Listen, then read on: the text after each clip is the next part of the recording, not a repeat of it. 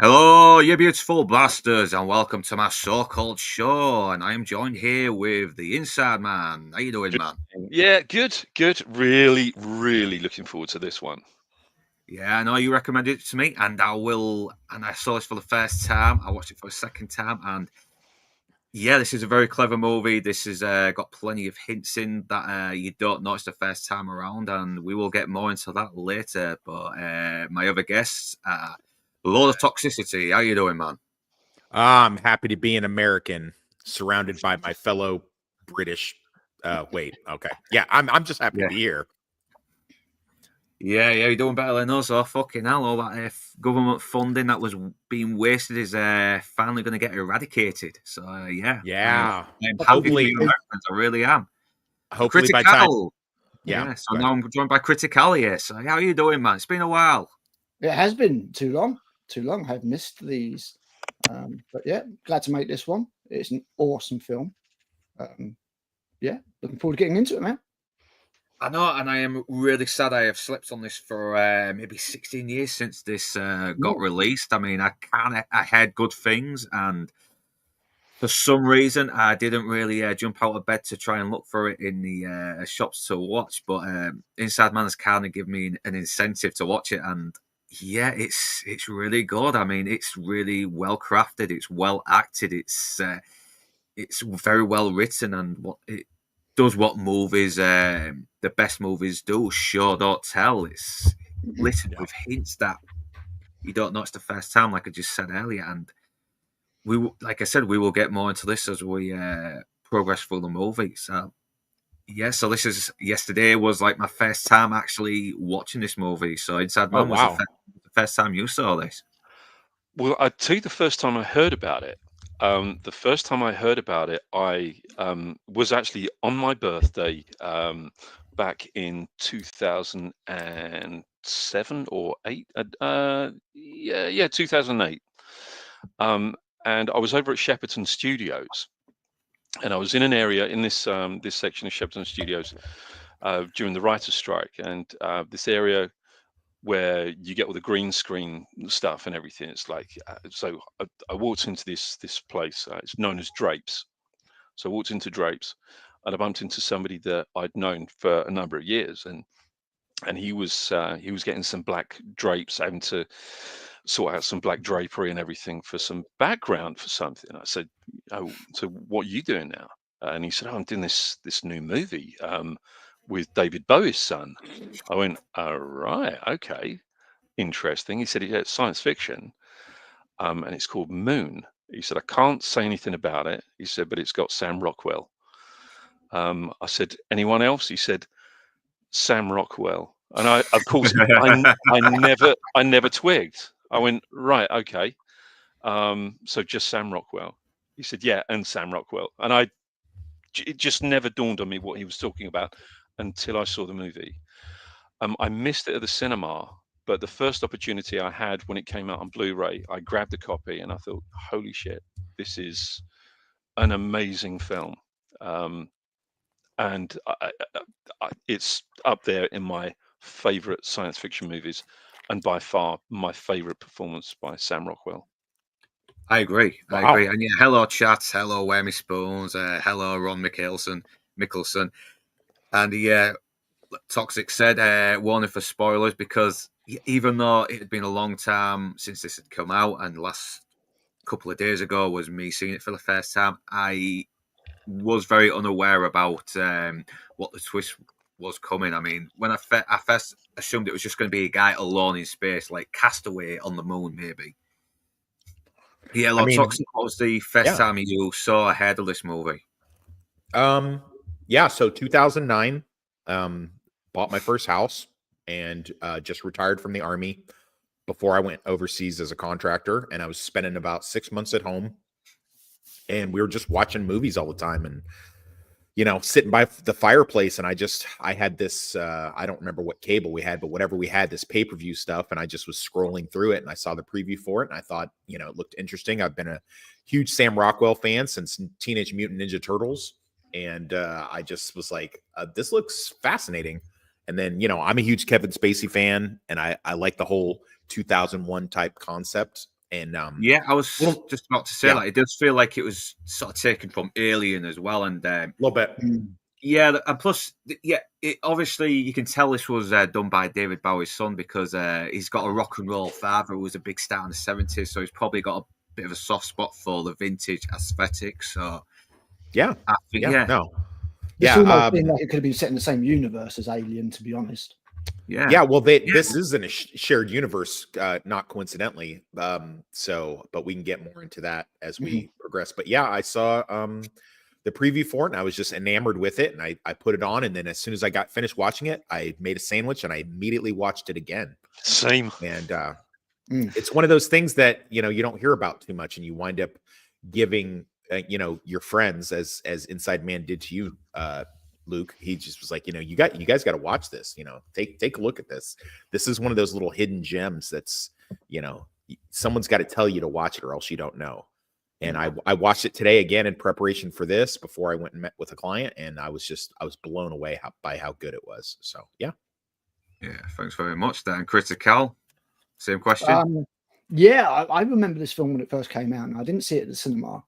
I missed it, but there was a bit of buzz about it, sort of like as far as the awards things go. Because I've always been sci-fi, always. As you might be able to tell by the Star Trek shit behind me and the Alien stuff.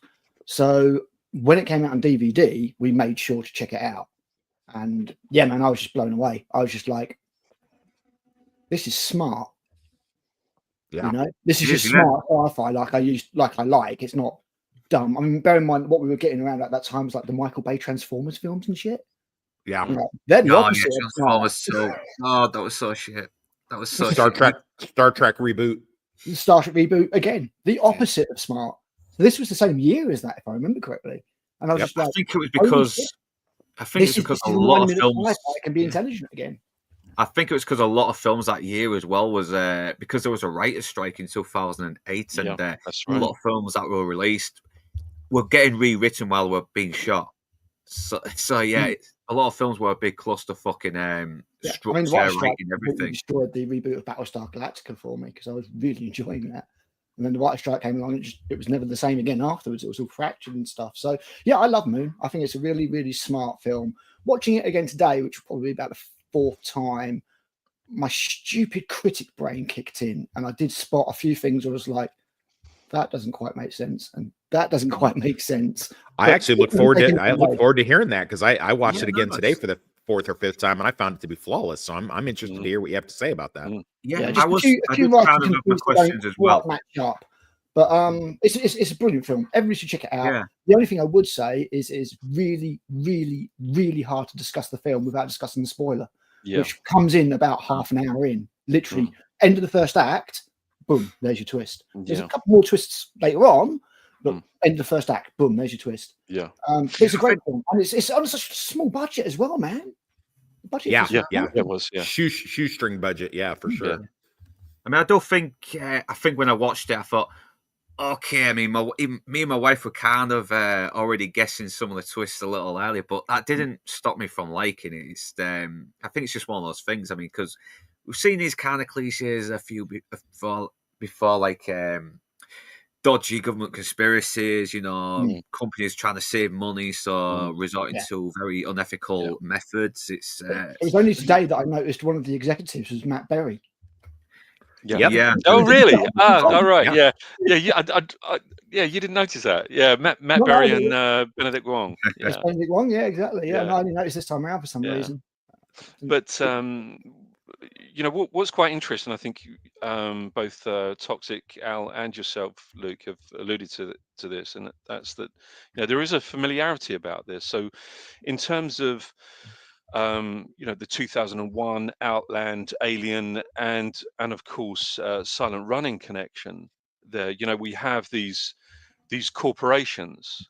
We have these kind of almost overseers, if you like, that are running things, and the lead characters always seem to be the victim of these corporations and their machinations.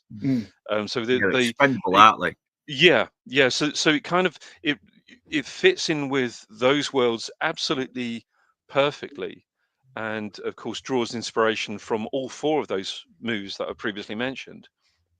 Um, but it's a lovely film. It's a beautiful film. I think. I think there's some moments in this where it really is quite touching. To watch Helped by his Clint performance. Mansell's score as well, which is very good.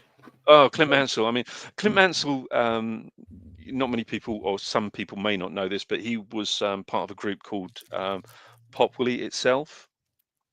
Um, terrible, terrible group. But he has gone on to score some amazing movies. This being one of them. Yeah, I'm pretty sure the score on this was used on many, many movie trailers that came after this movie as well. That yeah. It's a lovely piece of music. Very simplistic. Reminds me of John Murphy, and actually at first I thought it was John Murphy, but it's not Clint Mansell. Yeah, because it's just a very simple film, isn't it? About a guy and a guy who happens to be him finding out that his life is a lie, and that's basically just the premise. Yeah, I mean, like 90% of the film is just, well, pretty much the whole film technically is just Sam Rockwell on screen, just acting his arse off. Yeah, there's no action yet. It's never boring. No, it's always got you intrigued. Yeah, my missus watched it for the first time today, and she said she was intrigued all the way through. All the way through, she was intrigued. It's not intriguing in an obnoxious way. It doesn't set up mystery boxes. It slowly unfolds over the course of its runtime, slowly giving you more and more information about what's going on. It's very well made. It's a shame that Duncan Jones didn't quite have the brilliant career that I thought he would. Although apparently he's got Rogue Trooper coming out this year, which will be interesting. Oh, right. I do hope it's good. Because he seems like a very creative guy. And it's a very challenging IP to take on, that one. So we're talking 2000 AD Rogue Trooper. 2000 AD Rogue Trooper. Fantastic. Oh my God. That's coming out later this year, and I'm very, very interested to see what that's like. Yeah. So shall we just jump into the movie? Because I think Toxic has something that needs to be added.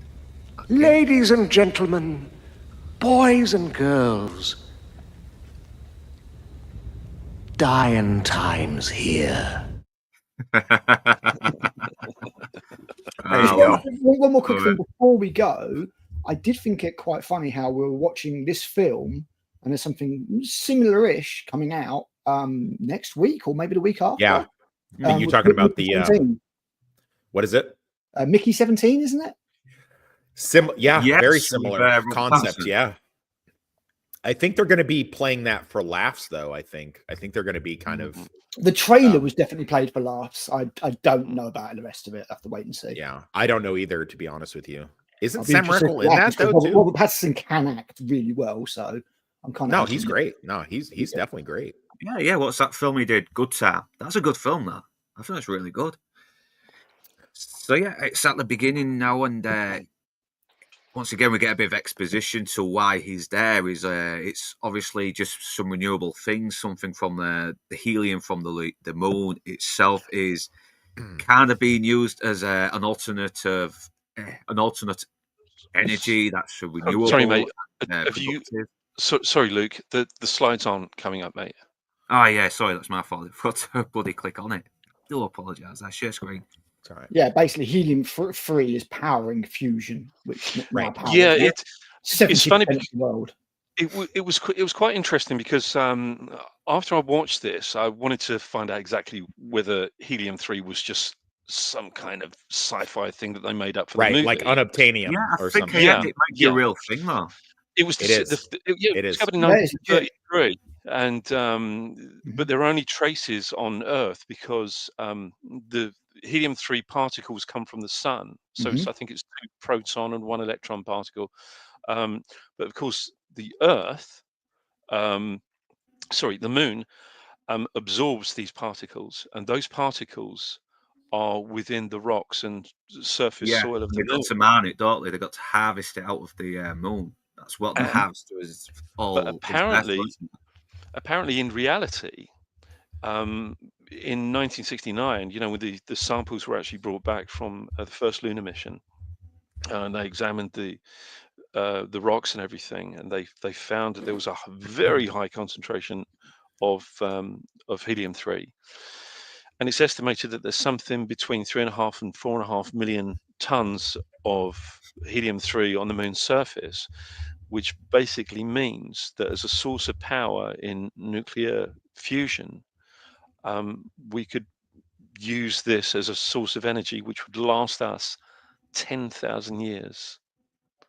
So it's a real thing. So this is, for anyone who hasn't seen this before, this isn't a fantasy sci-fi. This is proper hard science fiction. This is hard sci-fi. So As with all real this, I think, yeah. I think this is quite high up. I was doing a bit of reading, and I think NASA has this quite high up on their realistic sci-fi list, as it were, as for actual Wow, probable future. So yeah, that's quite yeah, something. because I think one of the I can't remember who it was. Someone who did work on the movie was at some kind of lecture about it, and one of the people stood up and saying, "I'm actually working on this kind of thing." So yeah, there's definitely some truth in there, and they probably have done their research on this before they made this movie, and I hope Yeah. they have. I really Yeah. hope they have. Yeah. oh for sure. I think it shows quite well actually. I think it shows. Yeah. Yeah. And obviously, this is all CGI, this moon, because yeah, it's No, CGI. no, wasn't it's it? But not. It still looks good. No, It's this is still military No, work. it's not. This is all physical. Yeah, this Oh, is it? military work. Oh, Yeah. damn. Yeah. Yeah. That makes this me is- like it even more. I mean, this is all- obviously. I mean, yeah, there'll be VFX on it for sure, but The only yeah. VFX that you have on the lunar surface are little bits of dust being thrown up. even because the little lunar rovers and stuff are all models. they're all models, 1/6 scale models. That is good. But this is they had I think it was a 45 by 20 foot stage surface to work with, and the surface was covered with sand, and then it was cat litter. Yeah, I was going to say it's cat litter. Yeah. So it's all cat litter, and it's all been sort of crafted, and then Bill Pearson and his team created all the model work for it. But the only CG on those are some slight extensions in the background. There's no green screen there, so you've got no green spill on any of the lunar surface. It's all black drapes on the It had a model small work. budget. It really did. I just can't remember. Very what it small was off the budget. top of my head. Let's have a quick look. But there's a reason that they had the CG dust, because and he wanted to use CG dust, and that is that obviously dust on the lunar surface, it acts in a certain way. So there's no Brownian motion or anything like that that would cause swirls and vortices and puffs and all of that kind of kick up of dust. So it was calculated how the dust would fall and rise and settle in the air, stay in the air, or stay above the surface, and that's why it was necessary to have the dust being. Well, you've got the done 1/6 as gravity on the moon, haven't you? So you want Yeah, to so- try and replicate that as Of well. course, when you have 1/6 gravity, so everything moves at 1/6 of its original speed, or would look as though it's moving at 1/6 Yeah. its original speed. And if you have a 1/6 miniature, what you have to do is you actually crank the camera 6 times faster. So the camera would be cranked 12 times faster, it was calculated, than it would normally be required. So, yeah. Oh, hello. Little bit of an echo there. there, wasn't it? Yeah, hello, Mr. Sparkles. Yeah, because I think you might be on a toxic end of it, because it's my stream, but it sort of like sends a little connection to stream onto other channels here. I mean, we are connected as one, Luke. Yeah, we are so connected as one. that might be why you're only seeing your name on there. And yeah, Tony K, welcome as well. Always welcome. Where me spoons. Who wants to guess at the budget of this movie? Yeah, It's I'm low. trying to look It's it up low. now. whatever. So look. Trying to look it up now. The 7, $5. 5. Not $5. $5 million. Yeah, we knew you meant. That was the budget for this Wow. movie, and it grossed 10. says Mac. That's shameful. Sorry, it grossed 10. Yeah, That's shameful. the thing is, at that time, as I've said, you had the stupid blockbusters turn your brain off, making all the money. But yes, it is a shameful return. I like to think it's got a kind of a cult status since then. but it was also criminally overlooked for the award season as well. Apart from things like the Saturn Edinburgh. and the Hugos, Yeah. it was totally, I don't know how much it made in America, but it just didn't seem like Hollywood in general just didn't seem to give a shit about it. But then you've got this is his debut movie. He's the son of David Bowie and everything. I don't think it was until Source Code that he really started getting people's, attention in a big way. Oh, Yeah. God, I need to Although- watch that all the way His movie through. after this one.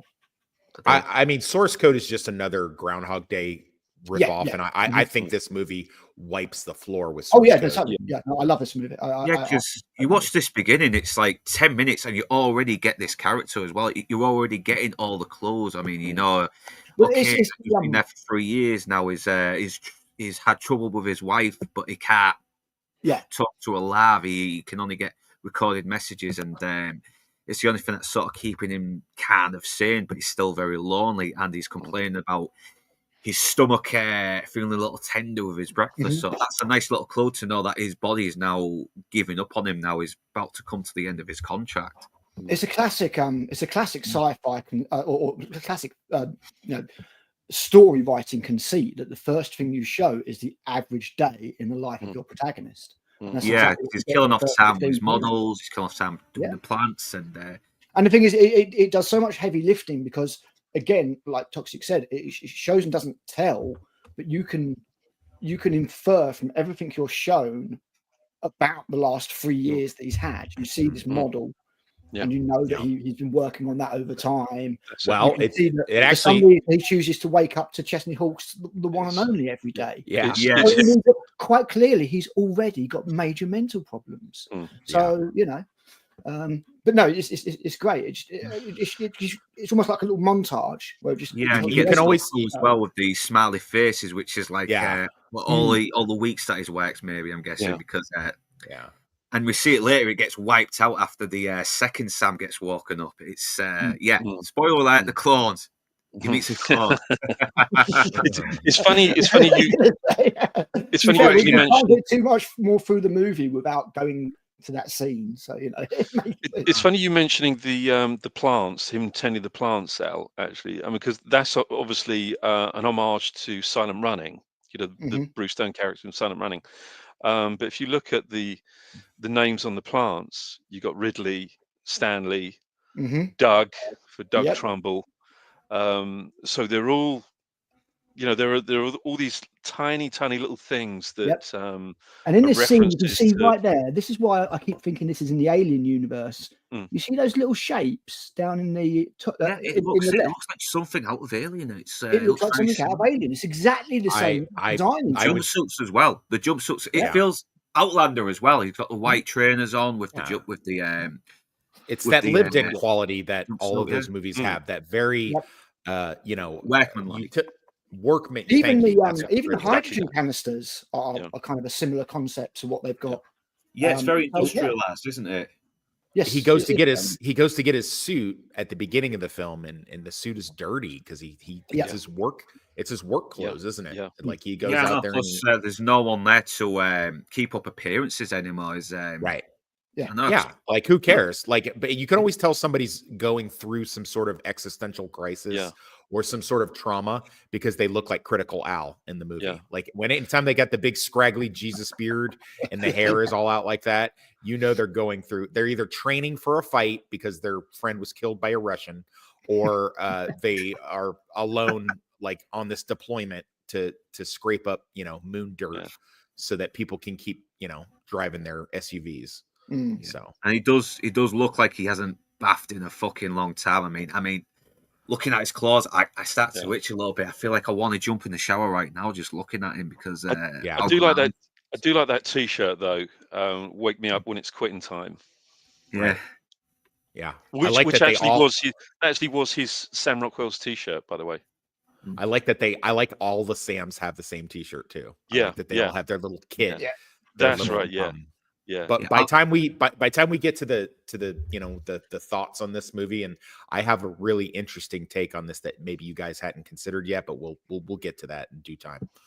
So yeah. Plus, we also get hints that Gardy has actually grown to care for Sam over the past years from all the clones that Well, he's it's taking care of. I mean, it's that, but I think you could make any kind of argument you want about AI and does AI have feelings and yada yada Yeah, yada. it's But very ambiguous, isn't it? Like, it's very they set it up to he's where programmed to, isn't he? He's programmed to, but at the same time, well, yeah, is he I mean, actually going to care for him through his not just through his programming, but he actually does. It's because it looks like he's trying to help him there, and he ends up accidentally hurting him. And but this is the thing, isn't it? It's he's there to assist. I mean, he actually says. I mean, Gertie actually does say a little bit later on in the film. You know, I'm here for your well-being. I'm here to look after you, Sam. And of course, he has to. That's part of his duties. He's programmed to do that. However, when he's placed in the position that I won't referring to him as a he, but when Gertie gets placed into the position that it is placed in, it's something that he is completely unfamiliar with. Yeah. So he still has to take care of Sam 1 and Sam 2. I think it's an inverse of the logical fallacy problem that Hal encountered in 2001.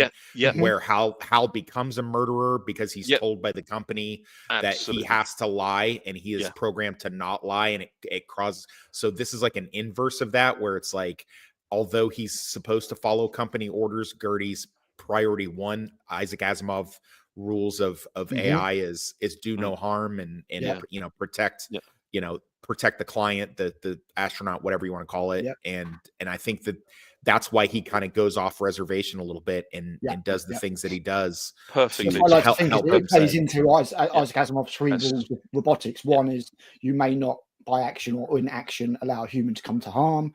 Two is you must follow the orders of a human, apart from when it would contravene rule 1. And then rule 3 is you must preserve your own existence unless doing so contravenes rules 1 and 2, which is a beautifully put together, very simple. Very, very simple list of rules. But I don't know if you've read Isaac Asimov's The Complete Robot. I have. Sorry, not be able to explain written around those different rules and how they can interact with each other. What constitutes harm?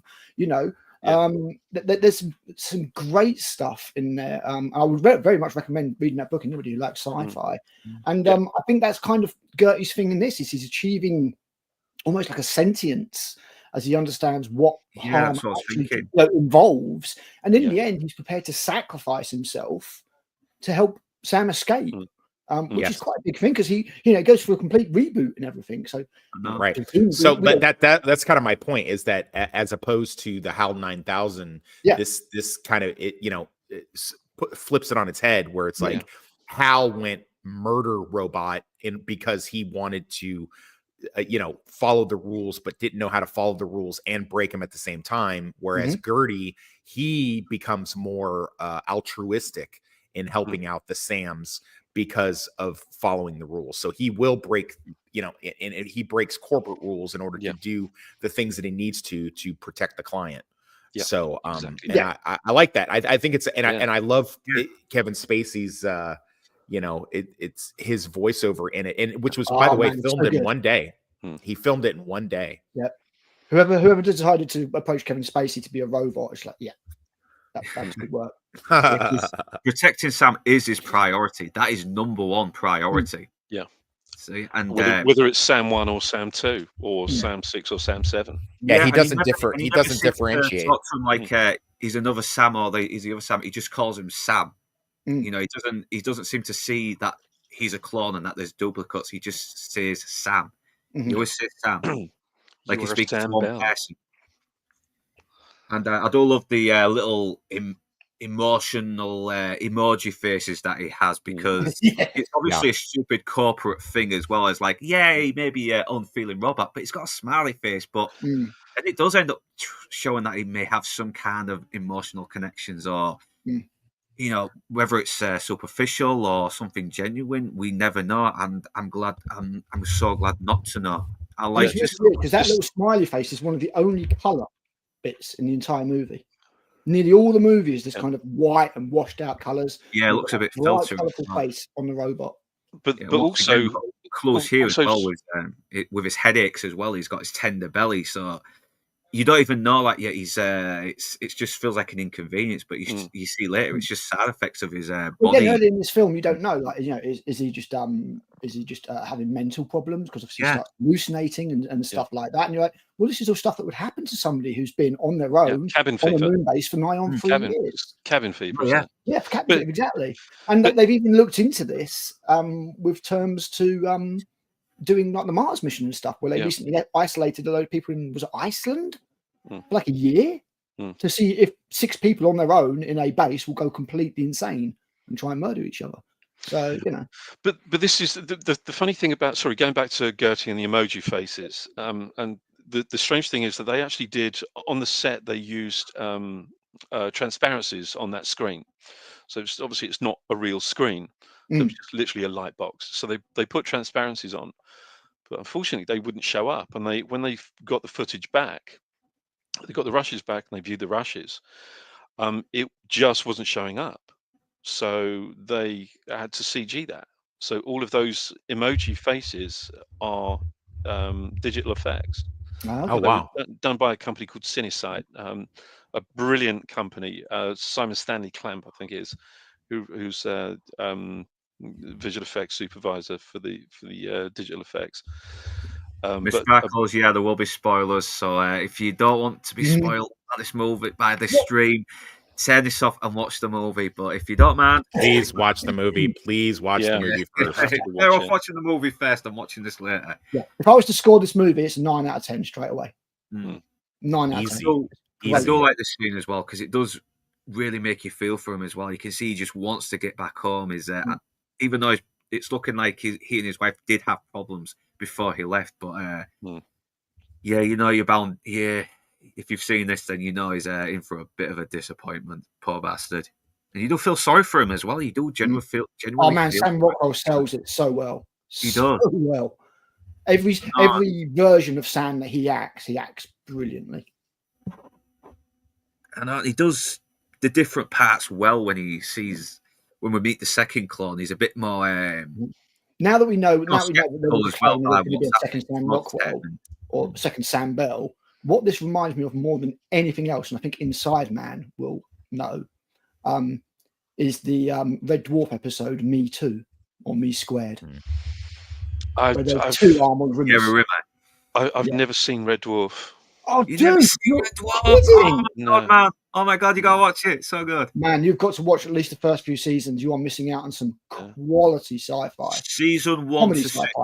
Season 1 to 6. They're the best ones. It goes down a little bit in season 7 and 8, and I think 9 went a little bit better, but still does not capture that same magic as the first. So, Luke, you know what I'm talking about, and I don't know if Toxic does, but yeah, Me Squared, the episode where there's 2 Arnold Rimmers.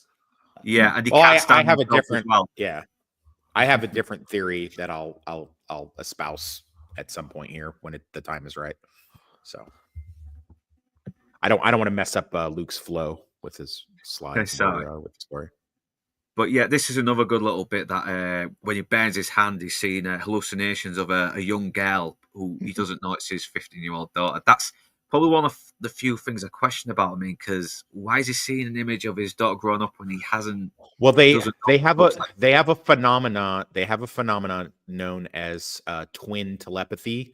So it's well known that in moments of high anxiety or pain or fear or something like that, you might get a flash of something that your twin in like that's what these guys are really. I mean, they're twins. They're all I get what you mean. Yeah, like twins sort of seem to figure things out together, don't they? You know, they seem to think that's a good point. That's a really good point, and that actually they're beyond twins, aren't they? They are in essence the same person. They are all the same person. But that's a really good point, actually, Toxic. Really, really good point. It's something that I'd never thought of. I just wanted to make sure, and because I thought there was something. Okay, it's got to be some kind of mental connection with them being clones. But then you mentioned the twins part, and that just confirms it even more. So thanks for that. I'm pretty smart, guys. Just so you know, I'm a pretty smart guy. But this is good as well because he burns his hand, and this lets us know that this is the first Sam we saw before we meet. Right. I think that's an excellent, the whole shoot us both Spock thing can be gotten rid of, because later when he re-enters the picture, then we see the bandage on his hand, so we know he's Sam Prime or Sam 1, I guess. Yeah, I call him Sam 1. I call the other one Sam 2. In my notes, although he's not though. He's not. No. Sam Yeah, 1. no, It's definitely not. yeah, it's definitely Sam 100 or whatever, It's- because it's been 15 years, isn't it, since the original Sam? So there's been a hell of a lot of Sams in this. Well, whatever album. 3 into whatever 3 into 15 is. So it's in the just like, script they're referred to as Sam 1 and Sam 2, but in the story they're referred to as Sam 6 and Sam 7. I'm guessing Yeah, Sam 1 is Sam 5 though, because what is it, 3 times 15? I mean, it's 5, isn't it? That's what I'm Apparently guessing. if you go along the apparently it's 6 and 7 according to Duncan Jones. Yeah. So if you go along the logic that the original Sam, the OG Sam, went home. Yeah, he's some number 1, so that would be 6. That would be 6. Yeah. So we got Sam 6. Yeah, and then every 3 years they crock them off. Then if you go by that logic, also giving it to the fact that maybe there was an accident, maybe some of them have died prematurely, or that's why that's why for the sake of this stream we're going by Sam 1 and Sam 2, because this is the first one we've gotten to know before we meet the other one. Right. So, right. So yeah, it's not accurate, but it's mostly just on our point of view now from the characters we've seen. But yeah, he's obviously he's trying to sort his hand out, but he's like, nah, it's all right, I can sort it out. It's okay. And he looks like he's dying already. He's very pale. He's got bags on his eyes. And again, at the moment, it's such clever foreshadowing. You think he's just tired. You think he's just been working too hard. We give a lot of shit to. Sorry to cut you off. We give a lot of shit to directors and writers that rip off of other tropes, but I think that Duncan has done such a good job here with it, because I mean, obviously he's stolen from 2001, Alien, Outland. He's stolen from the replicant idea from both Soldier and Blade Runner, so like he's stolen so much, but he's done it in such a way that it's kind of forgivable, isn't it? Where it's like it's how the greats do it. You don't copy.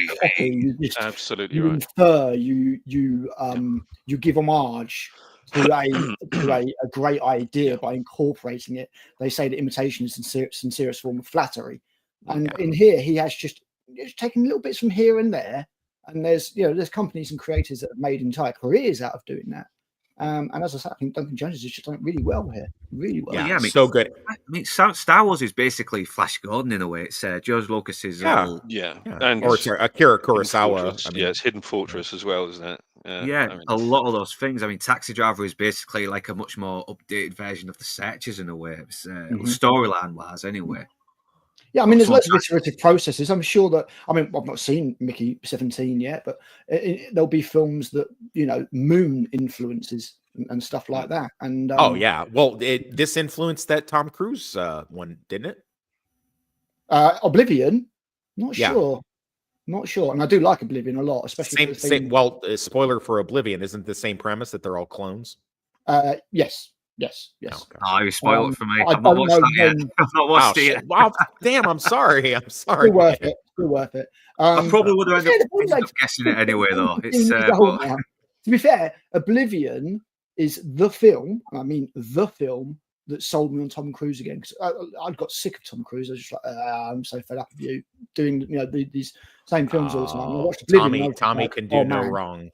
Tom can do no wrong. By the way, this chick, I don't know who she is or what else she's been in, but she was very good. Yeah.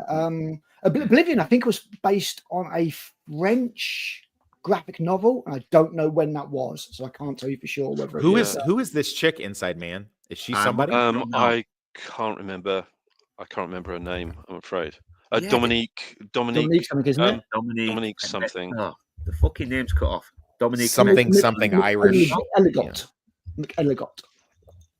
Yeah. Sounds Irish. Something IRA. Got it. Yeah, it's looking at films. Leap Year, Hell on Wheels. I think she's been on the Boys VNN miniseries, something like that. House of Cards. She's been on that. Oh, okay. But the young girl who plays his daughter, Kaya something or other. Yeah, she's on the we Gentleman, actually, isn't she? that's it. Yeah, we were talking about, I think, that the other week, weren't we? Yeah, but because she was already nobody doing puts in a well bad with shift in this. Skins. at I the mean, time. there's not that many actors in it, but nobody puts in a bad shift in this. No, You know, No, there's nobody who phones it in or anything like No. that. It's a great. This was the first time that I noticed Matt Berry was in it, though. When I rewatched it today, I was like, Same here, I saw man. Matt. Ah, I've seen this Matt- film Yeah, 3 because times. he's very before. because he's very shrouded. He's got all that fuzzy Yeah. digital. Yeah, that's it. pixels Exactly. all It's just a over him, tiny doesn't little he? screen. It's all. He did, fuzzy yeah. and- He didn't do any of his voices. It was No, he didn't. No. But then this time around, I was just like, and the thing is, I've seen so many things with Matt Berry in them since, like Yeah. the IT Crowd, like that Disenchantment thing, Yeah. like bloody What We Do in the Shadows and Toast of London, and I was just like, oh, that's Matt Berry. I just love how good Sam Rockwell is in this. Like he's We were you know, saying this he is has- crime. He wasn't at least nominated. Oh for an God. Oscar. Oh, don't even Not tell. even Yeah. nominated. No, that is so sad as well because this is one of his best roles. I think up Mhm. there with Confessions of a Dangerous Man, which is another underrated one I might have to talk about one day. Yeah. Three Great Billboards in I Missouri mean, is Christ, also he a nearly great one. he nearly made Argyle watchable. That's how good he is. Oh wow. Nearly. But He yeah, couldn't do this it, but he had a good go at it. yeah, he had a bad day, burns his hand. He's a little off his, and now, in later watchings, we know that he's getting close to the end of his lifespan. So that kill switch that the company has put into the clones in order to shut them down has been activated, and he's kind of petering out. We know that in later watchings, but in that we Yeah, might be because he thinking, can't run on the treadmill that much anymore, can he? Right. He's right, and He's he's been running physically on and- that every You morning. can see that. Yeah. And then but the way that he acts in these scenes where he's actually contrite and even though Gertie is just a robot, it's his only companion, and he tries to be nice to Gertie and just be like, hey buddy, 2 more weeks, buddy. And it's you want some hot sauce for your beans? Nah, my tummy kind of hurts. But Thanks, like a human, he has moments where he can't stand Gertie, and then moments where like he's pally with Gertie, just like a normal Yeah. person, And this is one of the things that made me sort of on this watch. I was just like that there's still a chance that clone is going to have to go and do some dangerous work. Yeah. Why would you have it start to break down before the mission if it's not coming back anyway? Why does it matter? Why put in that 3-year lifespan? And if they can only have a 3-year lifespan for scientific reasons, why not replace them after 2.5 years? Well, What it's you the have same here reason is somebody who could technically destroy the entire moon base by accident. Right. Well, I can answer that. So it's kind of the same reason why the DoD sends you on nothing. You'll never go any longer than a 3-year contract or a 3-year overseas deployment. It never exceeds that. So, I mean, you might get called back in later, but it's only after you've gone home for a significant amount of time. So it's what they have figured out that a human man can likely commit their efforts for that extended a period of time under harsh circumstances. Okay. But is And this still is be this expected to perform. but is this 3-year lifespan? Is it something that's actually programmed into the DNA of the clones, or is it Yes. or is Yeah, it because something that's Getty possibly, mentions it, doesn't he? or is it Getty something? mentions it actually later on. So Yeah, but or otherwise, is it exposure to the helium-3? Yeah, that's, I mean, it's that not could answered. be but part of. It's not. There's nothing that specifically gives you the answer to that question. No. But it just puts it on the company that maybe the company's a bit dumb. If you've got loads of clones down there, I mean, I presume that maybe they don't know that they degrade, but you've seen. If we're already on SAM 6 and 7, then they must know that they need to replace them. And this is just one of the things that my critic brain this time around, because it's the 4th time I've seen it, and I'm just like, I'm gonna disagree. I'm gonna disagree because I think it's actually a brilliant from a psychopath standpoint. It's actually really brilliant. You've got this person performing at optimal levels for 36 months, and then when they start to break down and they shut down. I had a very disturbing similar conversation with Luke a few weeks ago, and I feel that I kind of juxtapose it against like veterans. They seem to have after they come home from deployment, they seem to have like a very limited lifespan, and it's almost like there's I mean, from a switch. drama perspective and everything, it adds to the story. Absolutely. Yeah. If you think from a corporate perspective, where you've got literally you're providing. Well, they don't have to, but they don't have to pay them. Why wouldn't you just replace them every year? Yeah, it's money saving, isn't it? It's collateral. You know. Yeah, I mean, there's probably a limited amount of space they can throw, clones up in there. I mean, I guess I don't know. There was hundreds beneath the base. It's just one of those things that just might fucking. I mean, it's not a completely. Yeah, it's not a completely. It doesn't break the movie or anything. My brain just goes kind of like, seems a bit odd to go have him breaking down, and yet he still has to go out and mend these harvesters and stuff. Well, but he didn't. It seems like a liability because then he goes and crashes into the harvester, which causes a problem. I don't know how long ago it was you watched it, but he didn't have to go. In fact, they locked him in. They didn't want him to go out. He contrived a way to sneak out. No, the first one was doing maintenance on the harvester when he sees the figure in the dust. Well, that one exactly.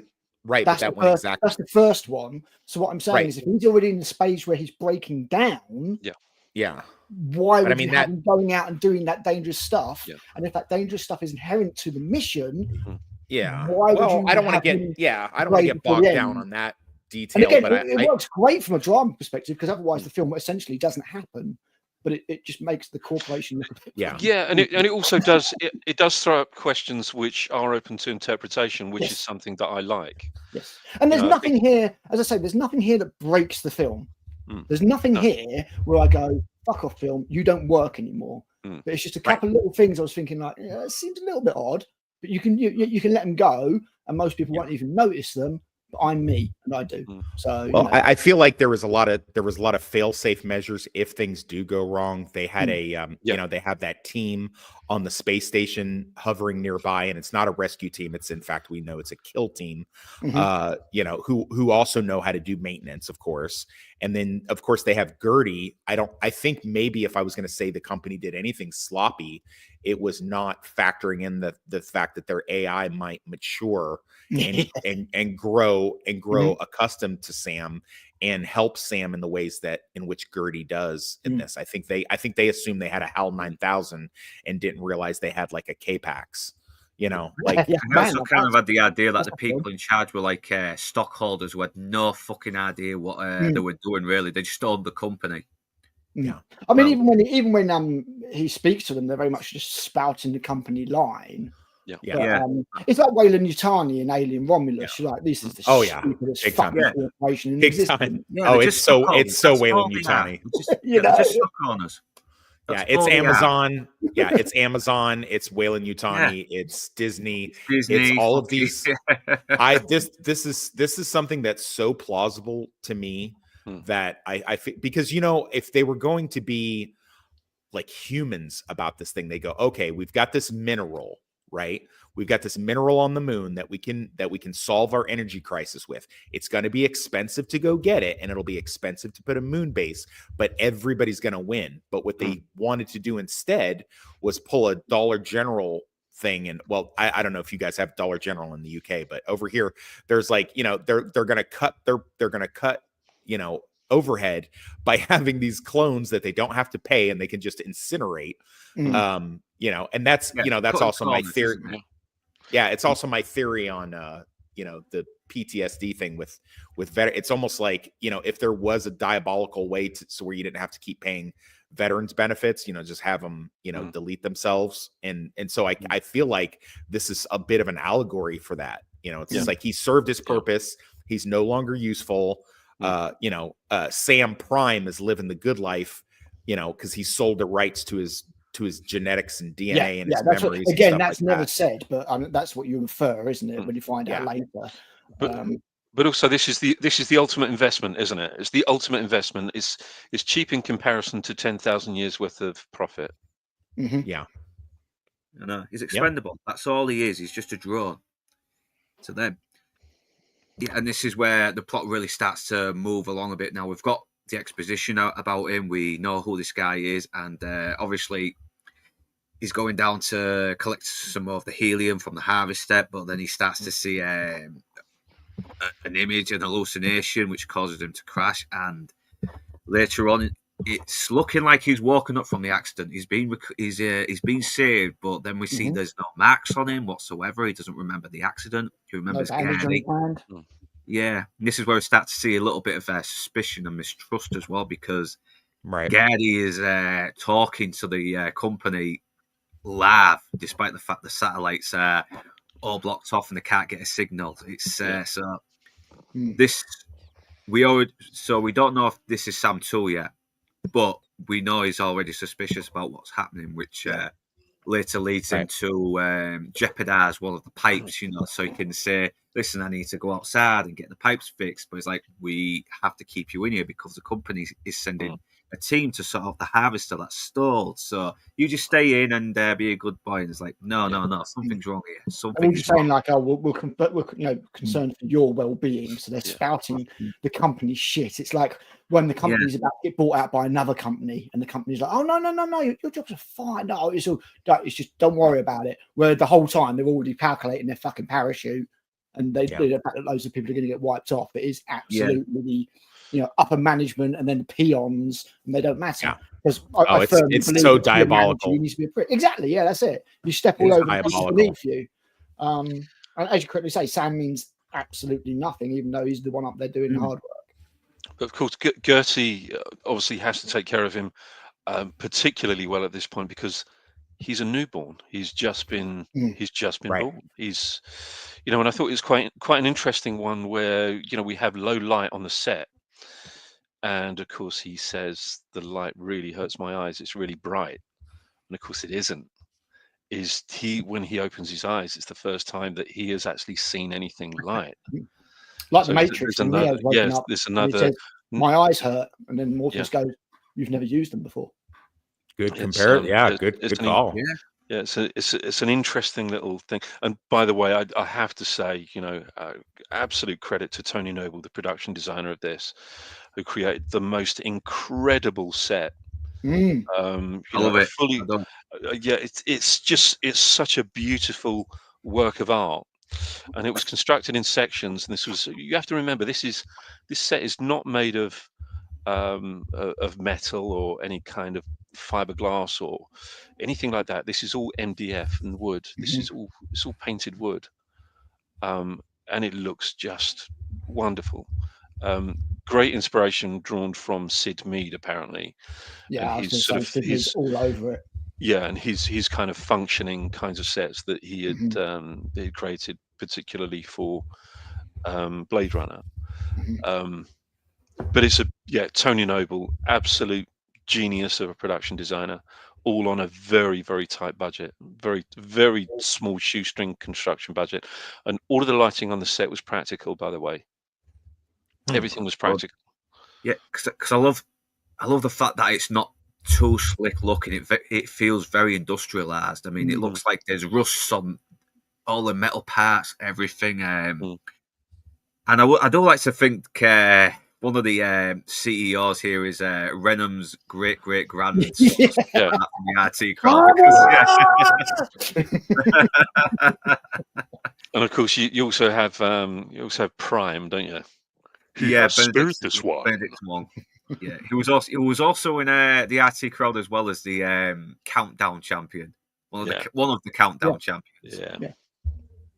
Yeah, so and of course in Prometheus and Sunshine as well. So he's a good actor as well. I did like him in Doctor Strange, even though he's in a lot of other shit Marvel content as the same. He was never the worst part of any of those films, and that's all I can. I know he's a very funny guy. He's a very good actor. I like him. Completely wasted, though, mind you. I really liked him in The Martian. I thought he played the hell out of that part in The Martian.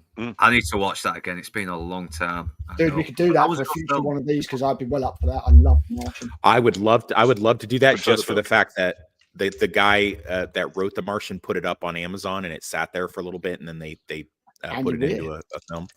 Yeah, Toxic, you should consider the source for that, man, because there's a few changes, especially at the end. Yeah, I'm still waiting for Get Shorty, mate. I'm still waiting for you to do Get Shorty, because I like Elmo. I'm still waiting for him to do Jurassic Park, and about to release the fucking 7th one. Yeah, I'm slated to. Yeah, I'm slated to do. I'll talk about it at the end, but I'm slated to do a collab with Eclectic Goat on a book she wants to do here pretty soon. Cool. So yeah, look forward to that. It's obviously he does. Will happen one day for sure. Yeah, it's in the Okay, so Gertie does eventually let him out, and he Like, fucks look off. at this! Look at this design. It's almost straight out yes. of Alien. It's straight Yeah. out of Alien, man. I swear. I love, it's Well, all, also, like I said, all very go back to industrial. that. Yeah, go back to that one, Luke, if you can. Yeah. So that like one, this is where he's like, okay, so there's a spacesuit missing. Mhm, Why yeah. is there a spacesuit Exactly. missing? Yeah. And missed why that. is this and Little why is mystery this one? slowly, Yeah. slowly revealing itself. Yeah. A little bit like that episode of Star Trek Next Generation where they'll wake up and they've all been asleep for 7 days while things have been going on.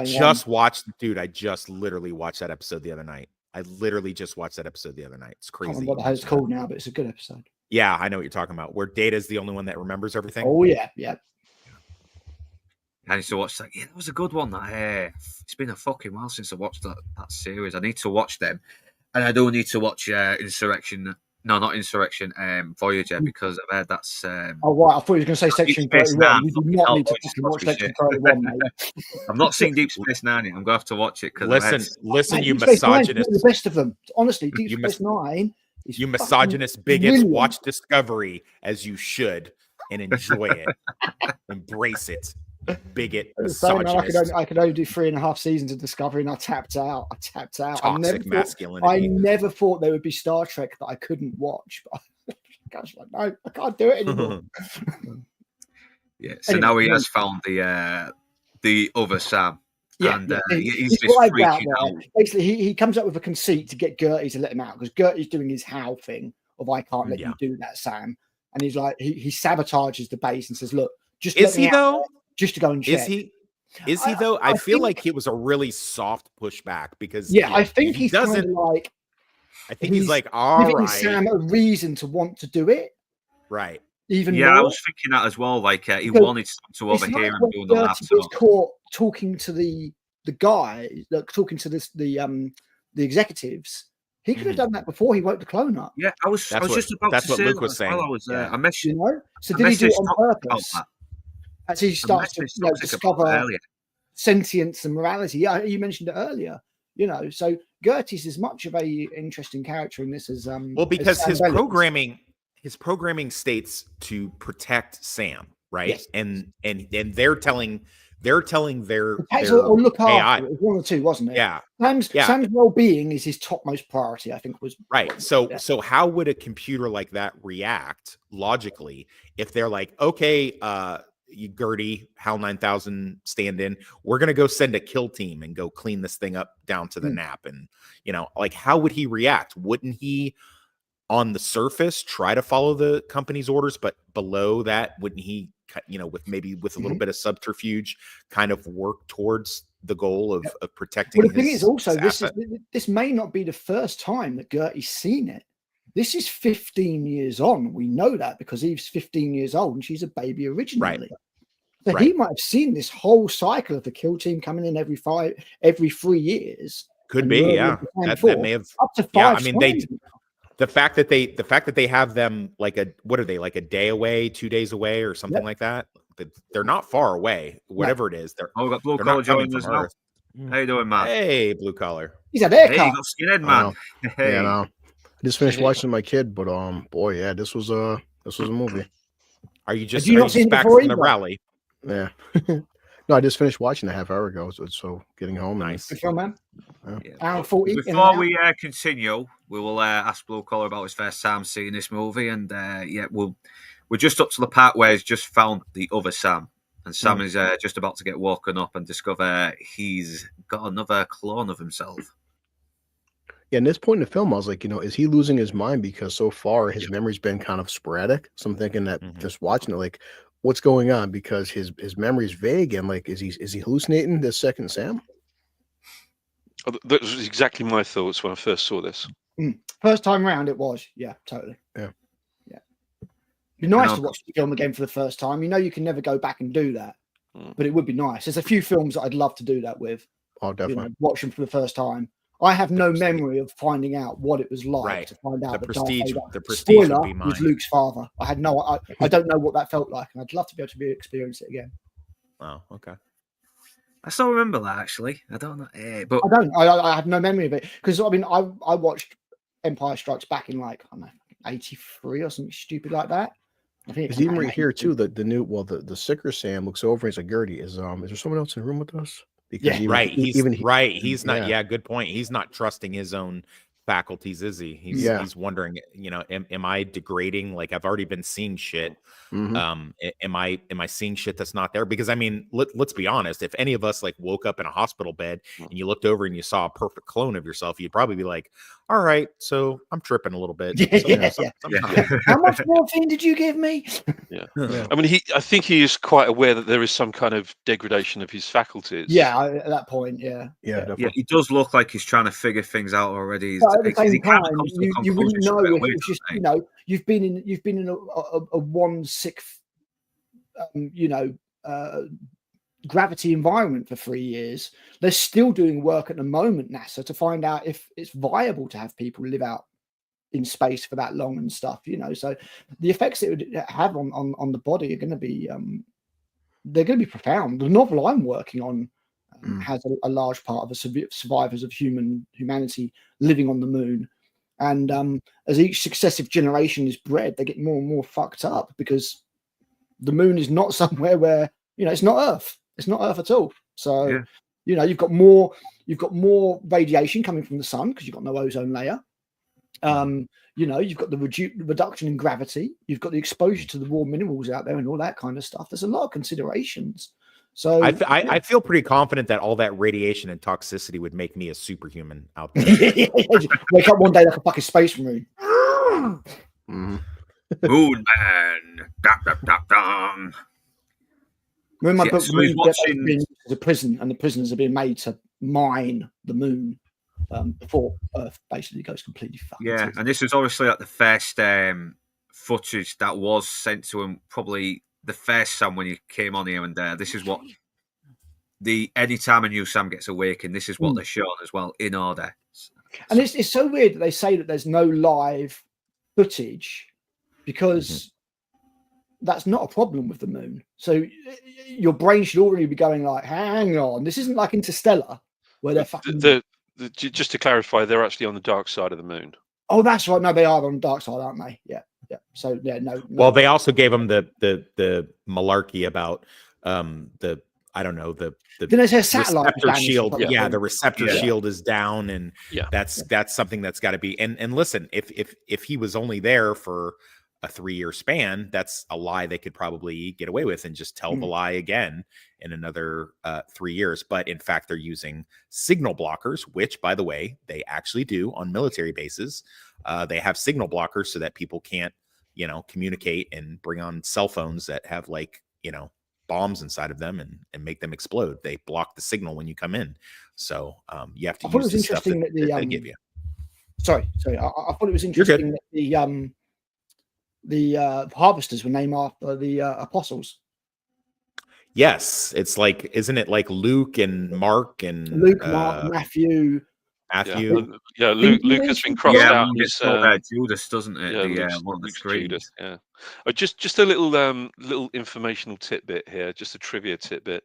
The base is called Sarang, which means love in Korean. Oh wow! There you go.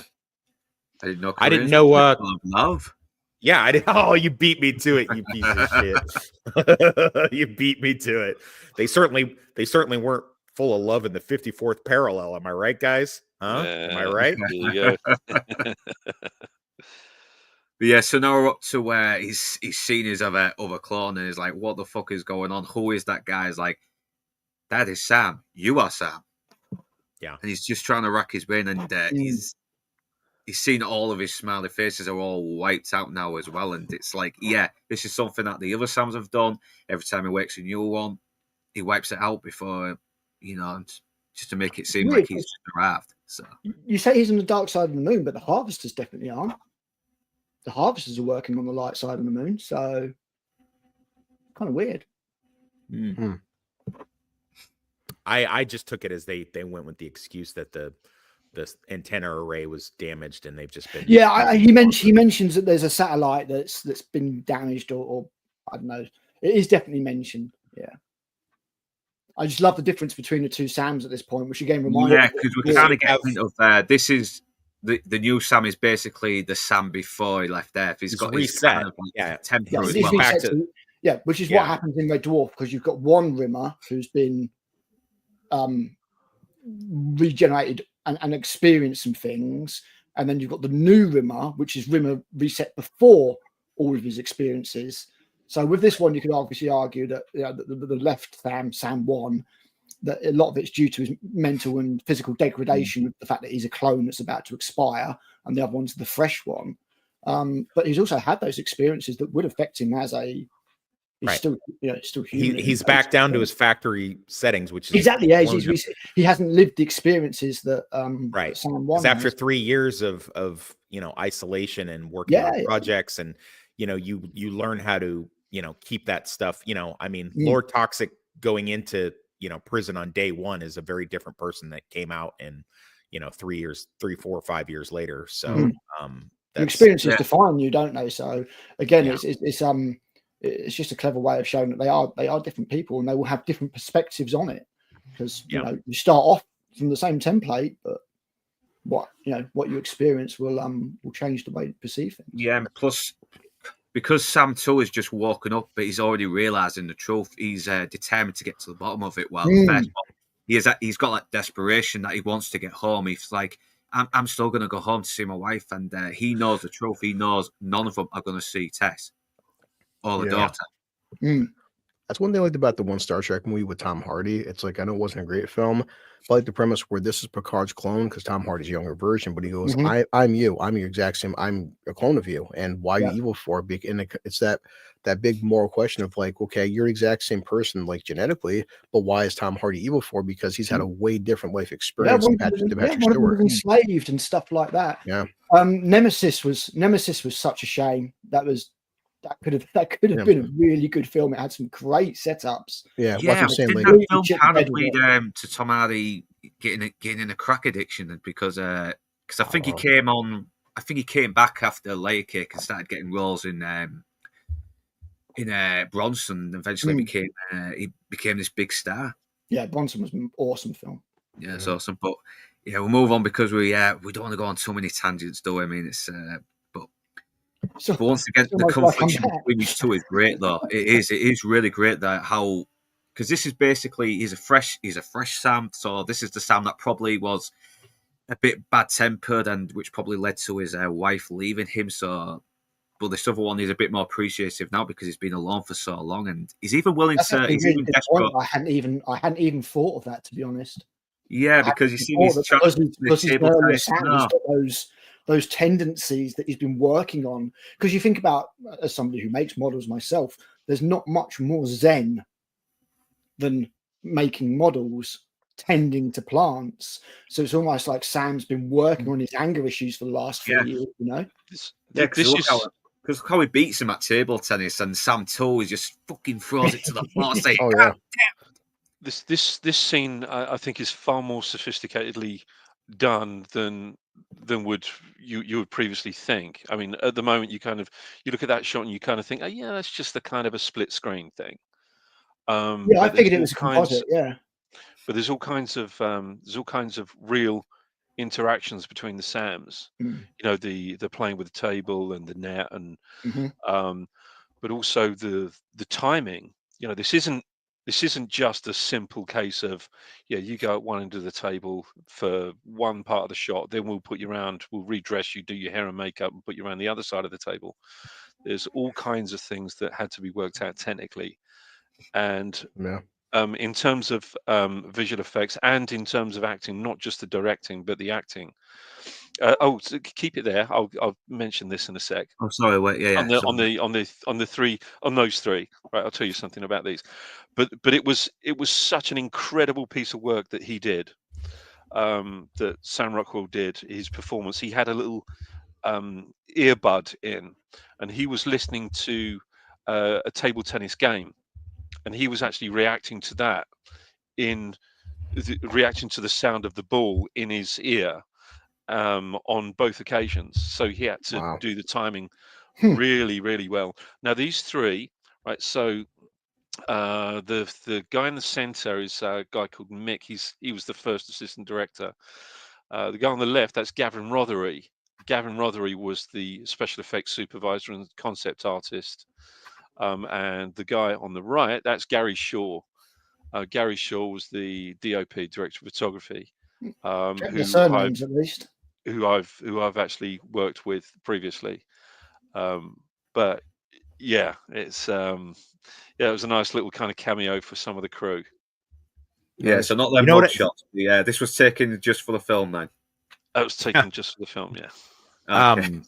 I like Sam Rockwell's able to do this affectation that is very similar to Robert Redford, where he's able to speak in such a genuine way in which like he knows how to like interrupt himself when he's speaking.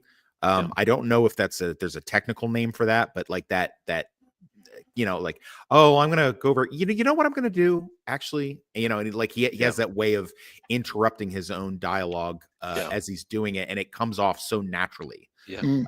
After just you recently don't think that this guy is interrupting himself. It's and once again, show don't tell. We are seeing who this knew what Sam was like through his new clone and how he's evolved from Sam gets to see what Sam was like too, because it's one thing to be inside yourself and just go and maybe look at yourself introspectively, but if you actually had if you had a clone come out and he had like your former bad habits, and you were like, Jesus Christ, is that what I was like?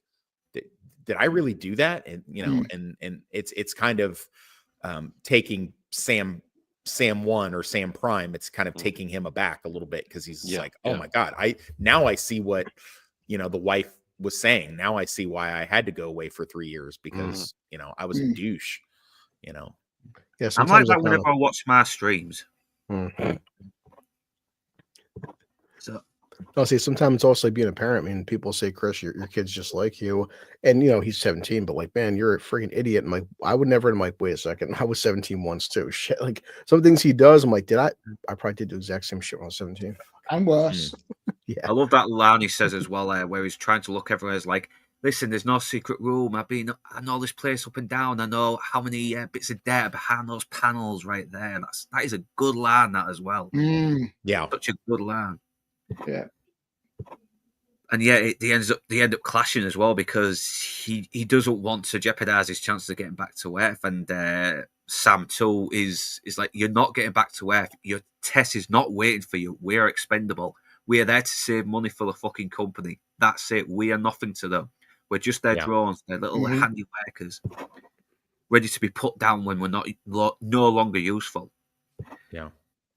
And the clash. And he barely touches him, but then spills a load of blood all over the floor. And and once again, that was like, he's definitely dying. He is definitely dying.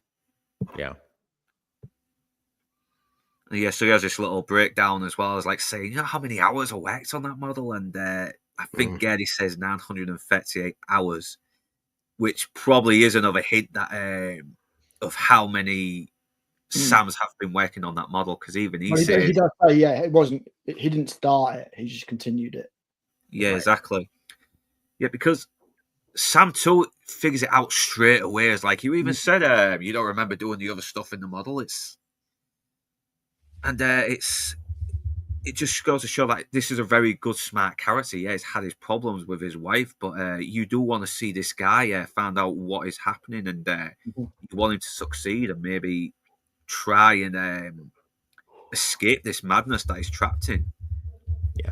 Well, sometimes you need just so you know, sometimes you need a toxic character to wade through all the bullshit and kind of tell you because he's been a bit really of a pussy. He's been a bit of a pussy, isn't he? Not doing what he should do, and Sam too is telling him to fucking man up, really, isn't he? Yeah. But even Geddy just tells him the truth now. You are a clone. This has been going on for like just over 15 years. And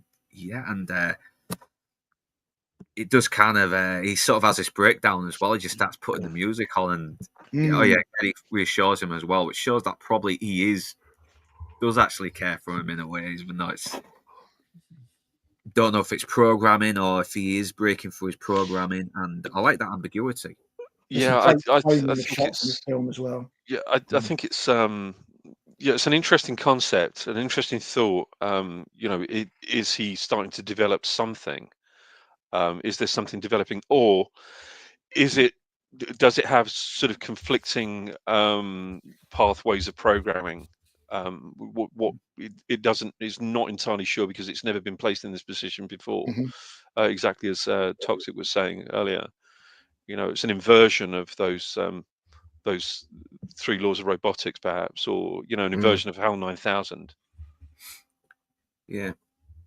Because I don't like how Sam has this breakdown as well. Like Sam 2's trying to talk to him, and he just starts playing this music, and once again he plays the music again, and he has to knock it out, try to fucking get to listen. Yeah. Well, on top of the thing Sam 2 doesn't understand, Sam 1's like, okay, I'm waking up, I'm sick, and this is going on 15 years. That means I'm not the only one. Your whole world is shifted upside down because you think you're going home to your wife and kids, and hey, I'm not just a clone. I'm like one of like who knows at this point how many clones, and I have a fucking expiration date. Like that's a dark fate to understand, to realize in the course of like an hour. You know, oh shit. Yeah. Plus, they also got to find out about this satellite as well. You know, try and see if they can get some live feed. And well, they cleverly come up, even though, like you said, Luke, it's not an action movie, but they cleverly come up with a couple of things that push the narrative and give us an almost ticking time clock type situation. We've got to be able to get past these signal blockers. We've got to find this hidden room. So-called We've got this crew coming down to fix them, even though it's really you have a ticking clock at this stage, don't you? Yeah. So you know they've got a limited amount of time. It's and I'm really and it's not the right amount of moon overs for one. You know what I'm so glad they didn't do? You know what I'm so glad they didn't do? And as soon as I pointed out, you guys are you're gonna say the same thing. I'm so glad there wasn't a fucking moon storm that like knocked out communications or some you know what I mean? You know how they always do? There's always a storm of some guy, like, oh, the moon dust came up and the storm happened, and that's what stopped us. And no, it's everything's still status quo, but you've got this kill team. Oh, and the fact that Sam 2 automatically knows, like, dude, that ain't a rescue team. They're coming to murk us out, like, for sure. Like, that's the only reason they'd come out here. Yeah, it's evidence, isn't it? It's evidence. Plus, it stops the other Sam from finding out what's happening, even though he already has. But they don't know that, do they? Well, it's like, I don't know if it was you or Inside Man said they've probably done this a couple, like, this has probably happened. Like, this is another fail safe to make sure that, you know, if the 3-year thing doesn't work, if he gets hurt, or if he goes off reservation some kind of way, we'll send in this, we'll have this kill squad on deck. The contingency. Yeah. Right. Which just goes to show you how diabolical the company is, because instead of just sending regular people up there and paying them a decent wage, they've contrived this way to have these clones that have a ticking time bomb inside of themselves, and then a kill squad on standby to make sure that they actually die when they're supposed to, and stuff like that. Like, what's so petty and just real pieces of shit. Yeah, that's the Tyrone Enterprise from Blade Runner, isn't it? I think you mentioned a reference to Blade Runner, because they're basically the same. He is basically like Roy Batty. He's there to serve a purpose and then die. Yeah. And he's not made to last. Yeah, he's a synthesized human. Yeah. But this is where Sam 2 starts to suspect that, I may be fucking dying here. And he is more determined to Sam 1. Classic, isn't it? As soon as you start spitting out teeth, you're like, oh, fuck. Yeah. That's the same as like telling somebody you have a headache, and as soon as you have a headache or you spit teeth out, like, you're done for. Yeah, the whole coughing of blood. I mean, I do that all the time. I'm fine. Oh yeah, it's like that Simpsons.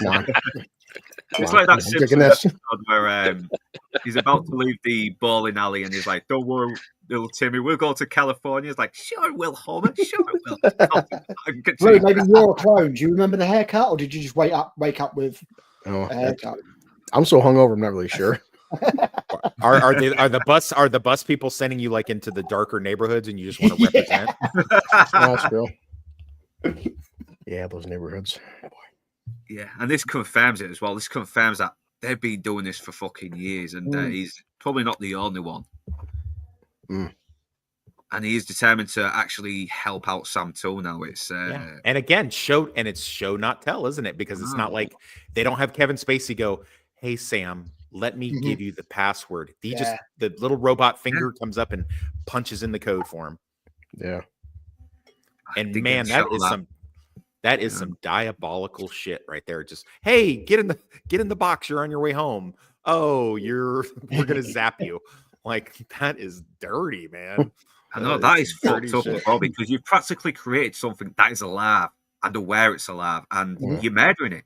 You're murdering him. Yeah, I know. Got to It's be still against the bad. Geneva Convention for sure. I mean, the company's basically like a 20-something college chick that doesn't want to have to deal with the repercussions. Am I right? Yeah. Ew. Yeah, you get this other sinister bastard saying, you're going to do great work. We're very proud of you. Now die, you little bastard." Yeah, and we're gonna set you on fire. And he found the secret room, and it's like it was right there. It's like the last place they suspect to be. Yeah. And Sam Tool returns, and yeah, let's get to the scene now, because that's where they found it. And yeah, who wants to go first? Ado. And he's struggling to go down the ladder as well. It's you feel sorry for this guy. You do. It's funny when he gets into that hatch, that set where he actually gets into the hatch. That, believe it or not, they only raised that set up by just over a foot. So Sam Rockwell, when he was going into that little square, that's supposed to be the hatch going downstairs into the chamber below, he actually concertinaed his entire body into like this 1 foot square box, and he did it convincingly and made it look like he was actually going down a ladder while he was going through there. So I mean, I presume that's done Wow. with a mirror inside man. no, it's not. No, No? that's No, not. No, it's not. It's not done with a mirror. That's, again, this is the genius of Tony Noble's production design. Tony Noble, the first part of the set obviously is full scale, Yep. and then we go into forced perspective. So they had, I think it Can you was. go back a couple of scenes, Luke? Oh yeah. So That's it. so the first 18 foot of that set is of normal scale, and then the remaining 15 foot. So you've only got 23 feet, a 33 feet set there, which is nothing. I mean, it's absolutely nothing. I can see it now. Yeah. And the remaining 15 feet of that set is forced perspective. So everything Wow. was done in miniature form, as it goes further and further back. Yeah, you can just about see it Incredible now. work. Just And he had to do it incredible twice as work. well, didn't he? Sorry, mate, say again? He had to do it twice as well, didn't he? So I'm guessing. But I do like this bit as well, where it's like saying, "So why did you help Sam hack into the files?" Well, the dog's walked in. Hey, come on, yo. Damn dog. Good But job, yeah, good job. you're right. Just quickly going back onto what you said about doing everything twice. They had Yeah, this because this amazing motion control camera. So we have Gary Shaw, director of photography, who was operating as well. So they would actually get this this motion control camera that was given to them by CineSight, and he would do the camera move with Sam 1. So he would do all of the camera moves. It was called the Sprog, this camera. So the camera would go back to its first position, and you just press a button, and it would repeat those precise moves that the operator had just moved the camera around with. I mean, it's an incredible piece of kit, and you get these exact and precise matched shots. And all you have to do is rotoscope one of them out of the shot and combine the two. Combine the two shots. It sounds really simple, but it's a lot more complex than that. But that's yeah, simple. when you get down to way it, of doing mate. Yeah.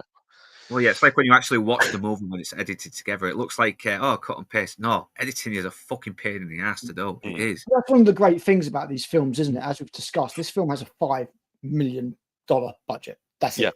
$5 million. That's which, crazy. Even back in 2009 wasn't a massive amount of money. Wow. Nowadays, they would just be like, you know what, we'll just CGI it. And that's why films end up costing 250, 300 million, Yeah. because nobody improvises anymore. You know, they say, what was it? Is it some invention is the mother of necessity? I think it is. Yeah. Yeah. You know, and you know, back then they were like, yeah, you've got $5 million. You're gonna have to find a way to make it work. And as you say, Tony Noble was well up to the task of making it work. These days, these giant fucking studios, like, you know, we'll just CGI it. It's fine. It's fine. What do you mean we've got to reshoot half the fucking film because we didn't plan it out properly in the first place? Yeah. Now we've got to CGI all that as well, and this is why our film is now costing 500 million and stuff Precisely like that. that. You know, It's all Precisely. chucking money, isn't it, and hoping the problem will be solved. But that's not exactly. the Yeah, case. it's You need like capable intelligent people who know what they're filmmaking. doing. Yeah, it's intelligent filmmaking. You've just got to, you know, and that's how you end up with stuff that you look at it and you're like, how the hell did they do this for $5 million? As opposed to when you look at a film and you're like, how the fuck did this cost how did the Marvels cost $200 million? And it looks so like cheap. It This is. film does. This film does not look totally cheap. It doesn't look No, too it doesn't. expensive either. It looks just right. Just Yeah, it looks right. great. Mm. You know, there's a few moments here and there where, you know, you could maybe just, you know, identify the fact that you're not watching a massive Hollywood film, but I think that does nothing but add charm to it, to be honest. Yeah, I think what's interesting when you see the physical degradation of Sam One, you know, not just the kind of physical transformation, you know, in his face and his color, the color of his face and everything, but his movements and everything. And Sam Rockwell had said that what he wanted was the costume designer. I can't remember her name now. Jean Petrie, I think. To sew a large button into the heel of one of his socks, so that he would have a limp. So every time he walked around the set, this button would actually hurt the heel of his foot. So he did actually develop the limp for Sam One, so he would always Method have that acting, limp. love it. This is really, really good, really smart. And Didn't He Billy was Bob like- Thornton he do was the so same massively thing in overlooked. They talk Didn't about Billy opposite Bob types. Didn't Billy Bob Thornton do the same thing in Switchblade? Put loads of like smashed bits in his shoes to make his walk oh, look a bit old really? or something like Nice. Yeah, that makes sense with him. that. Yeah, I gotta get me them potato chips. So yeah, this is the scene where he manages to find a computer to actually talk to his daughter Lav, and this is where he finds out, it's been 15 years because she's a teenager now, and Tess has unfortunately died as well. It's you can see the heartbreak in him as well. It's and he's there. Yeah, the original Sam is there. That's what makes it worse. Yeah, so like it's even if like in his mind, it's still it's one thing when the AI says, "Hey, you're a clone." Now you just heard your own voice, and now it's like it's kind of it also sinks it in. Like, yeah, I am a fucking clone. On top of my daughter, she's 15 years old. My wife is dead. Boy, and I'm dying too. Like, Jesus Christ. Yeah. I think And it's just another shock for not a shock, but another reveal for the audience, because up until that stage, you don't really realize that. You're like, maybe it's only been 3 years, maybe it's only been 5 years. Yeah. Like, no, he's missed out on his entire sort of daughter's life, and the real Sam has had that. Yeah, and it's been taken away from him on top of his 3 year lifespan. You know, so and this is the moment where we also realize that he is. He's a human being. He's a real person. He's regardless of whether he's a clone or not.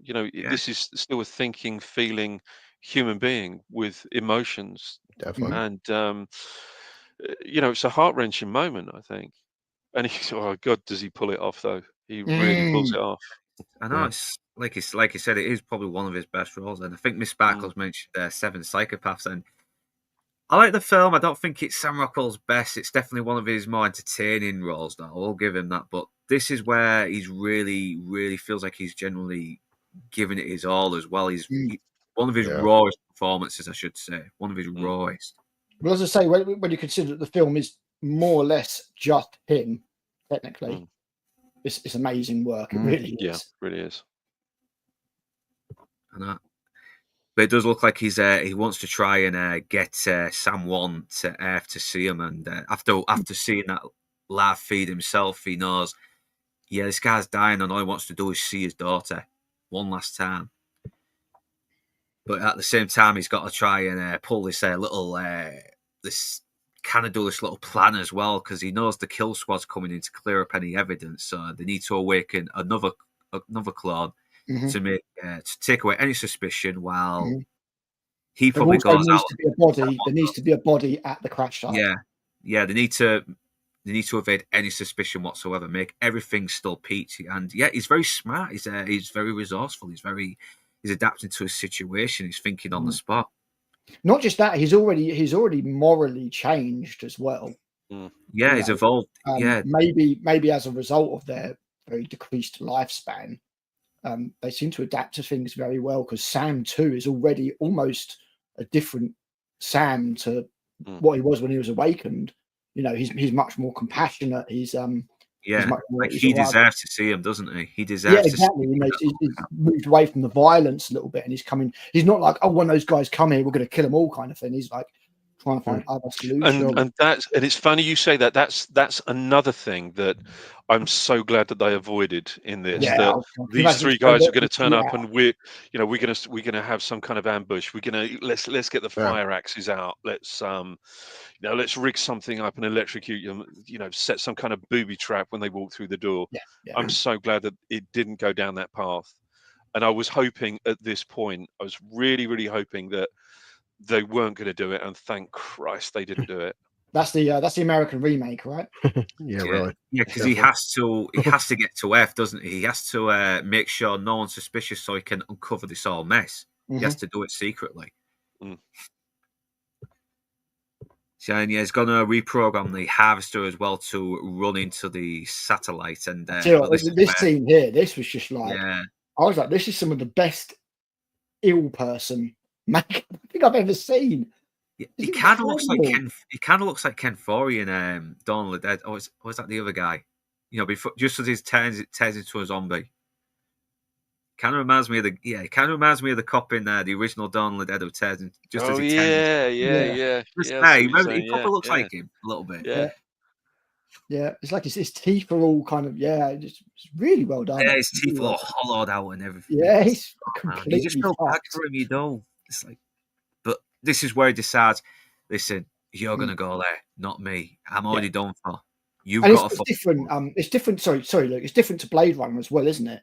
Because in Blade Runner, they're at their full peak capacity up until the moment they just switch off like a they just switch like off like a clockwork doll, whereas in this they actually physically degrade because they're still human. I think that might be a little bit smarter as well.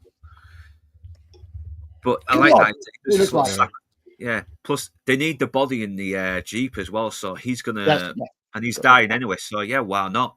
I die. I help you evade suspicion while you fuck off to Earth and uncover this whole mess. And they put him in the capsule at first, don't they? And he's just like, "Nah, fuck this. I'm not going to make it. I'm not going to make it back. So it's got to be you." Yeah. So he's willing to sacrifice himself, isn't he, to help Sam too? And I was surprised he was still alive. We don't really have a time scale necessarily because the ticking clock starts after the crash. So obviously we have the crash. Sam 2 is woken up, and we don't know how much time has expired. And we find out it's not that much time because Sam 1 is still alive in the lunar rover. And we're like, well, how much air can you have in that suit? Because the rover's compromised. So carry on now. I'm just going to jump off a second, but you keep going, man. All right. What be a second? Yeah, no worries. So it's only afterwards you find out that not that much time has passed. It hasn't taken days to activate this clone, for example, because if so, surely Sam 1 would have run out of air and been a corpse. I think that's there is maybe no real sort of illusion to how much time has passed, really, just to move the story on. Yeah, no, it's a necessity of the flow. And again, I'm so glad that they don't necessarily have a big line of exposition from Gertie that details it all out. That's right. I mean, you said it before, actually. Yourself and Toxic had said it before that we are. I mean, this is a quintessential example of what drip feeding the audience information is all about. Mhm. Right. We're gradually given tiny little pieces of information. We don't have any kind of exposition dumps or anything like that. We No. are, it's layer after layer after layer after layer with every scene. And Mhm. it's so beautifully done. It's beautifully written. Right. Um, I just think it's one of the most beautiful looking films as well. I think It's just that storytelling method of don't give your audience 4, give them 2 plus 2 and let them Mm. figure it out Yeah. yeah, on their own. yeah. So, and it's just a real stripped down story. Is Mhm. another thing that struck me on a rewatch today is how straight, and when I say that, I don't mean the fact that they have very limited settings, and I don't mean the fact that there's limited actors up to and including uh, Kevin Spacey in it, basically what's broken down into a voiceover role. I don't mean those things, but I do mean those things as well. But what I also mean is just, there's no fat on the story. It just goes, it Mhm. goes exactly in the direction in which you think it's going to go. And I think Critical Al said something like, it doesn't give you a bunch of mystery boxes. It doesn't have to, because it is a mystery box, but it's not the kind of mystery box story that, once you get the answers, they don't quite add up. They do add up. All of the smaller parts, it's a collection of the sum of all of its parts, and they all make the ending what it is. If I have any complaints against it, and it's very, very small, it's just the Don't tell fact me that it's the overdubbing at the end. it's a little bit of that, and it's just the end in of itself seems really abrupt. But I think that I think Duncan makes up for it with the spoiler alert, the little cameo of Sam Bell in his subsequent Mute. movie, Mute. Yeah. Yeah. I didn't like Mute, actually. I didn't think it was a very good film. Nor did I. But you have to admit that cameo is Oh, it's cool. baller. Yeah, apparently there's a graphic novel that finishes it all off. I need to get it. Yeah, so it kind of it's ties called up a bit of loose end as well, doesn't it, in a way? Mardi Once in the Future, I think it's called. It came out to 2020, that's all I know. But I need to get hold of that. Yeah, the graphic Read that. novel. I'm going to have to watch Mute and then watch that. I don't know if the graphic novel is good, though. Hopefully, it might be better than Mute. I mean, Mute I is hope so. Mute is was great. interesting in and of itself beyond the story, just because you get to see Paul Rudd play kind of a sleazebag as Yeah, opposed a to weird, the likable detective goofball. asshole Yeah. assassin dude. Yeah. It's Mute is a very odd film. I'll give it that. It's an odd film, but I don't think it quite works in my opinion. Yeah. It's got one of the Skarsgårds in it, hasn't it? Yeah. Yeah. Yeah, I think it's very good. It just hasn't been in a lot of great films apart from The Northman. But yeah, we're back to Guardian. It's looking like, listen, they'll find records of what's happening, but I can always I may have to wipe myself out, wipe all my memories out of the of what has happened, and it's got to be more than just programming with this guy. I mean, yeah, he's programmed to. Sam is his top priority to care about, but is this kind of illogical? Is this kind of logic? It by his logic? This? No, it's not. It's not logic based at all. I mean, I guess you could argue that it's logic based in the fact that he's looked at the situation 3 steps ahead, and this is the best way to protect the Sams. I guess you could make that argument, but I see it a lot closer as to like Terminator 2, where they're like, after they destroy the chip and T-1000 is destroyed, and they're like, cool, we're done. And T-800 Arnie is just like, no, there's still one more. We need to we need to do this, and you need to put me in there as well. So I kind of see it that way a little bit. I'm now, of course, that's not Gertie's not going to die from this, but what he is now presently will be rebooted and reset. So in a way, he's sacrificing himself in the same way a clone will. Yeah, he's going to lose that experience. He's going to lose that sentience that he's gained, and revert himself to a factory setting like an awakening clone. And it's again, you have the inversion of the shutting down of HAL 9000. The complete opposite. The remake would have him singing Daisy just to make sure the audience understands. Right. Yeah. Like, no, that's actually a brilliant comparison again, just because Hal is, in the same way that he was, murdering off the people he's supposed to protect. at the end, he's begging for his life. Like, no, Dave, don't kill me. You know, what are you doing, Dave? You know, and he's just begging for his life, even though he doesn't deserve it. It's like he's been programmed to play on people's empathies as well. Right. But Gertie, you know, conversely, he's basically throwing himself on the sword, so to speak. And I like the little you know, the kind of, you know, as well. Yeah, it does kind of hint that, is he actually feeling some kind of triumph here? I think he is. I think he is. I think he's happy with himself for what he's accomplished. And I even like more when he turns around and Sam removes the kick me sign from his back. You know, it's just like, you know, it's like just a nice little touch at the end, isn't it? Like, you know, thinks of him as more than a machine. Yeah. So yeah, this is where we get to the end now. Sam Wan's in the he's in the Jeep, the broken Jeep. And again, no offense, but this is where in the Hollywood music you start getting like really, really obnoxious hands and like music coming up and loads of, you know, sort of fighting and stuff like that. Because it's exactly what they fucking did with Speak No Evil. So, you know. But isn't Clint Mansell's score? It's such a subtle score, isn't it? It's so, as I say, I thought it was John Murphy, because John Murphy does a very similar thing. We were talking about Sunshine earlier, and obviously John Murphy did the score for that film. Adagio in D minor is one of my favorite pieces. I'm having it played at my wedding. I fucking love that piece of music. And this is very subtle, again, with like very gentle piano keys and stuff like that. And they say the best film scores are the ones that gently lift what's going on and enforce what's going on, but without you massively noticing it. And I think this film's very, very, very, well, this score is very, very good at doing that. It's complementary, isn't it? It's a complementary part of any movie. And of course, I mean, I love the kind of going back to the clone chamber. When we're in the clone chamber, there's that beautiful little lullaby that's in there. You know, you don't notice it until you watch it a second or a third time. You can hear, oh, this is like a little lullaby. Yeah, because they're all sleeping, aren't they? So yeah. I always find the score is effectively the soul of a film, and that's why it's so hard to make a film with no score effectively. Very, very hard to do. And this one does it so well. Clint Mansell's score just gently just plods along, goes slightly up in tempo when it needs to suggest peril or something like that.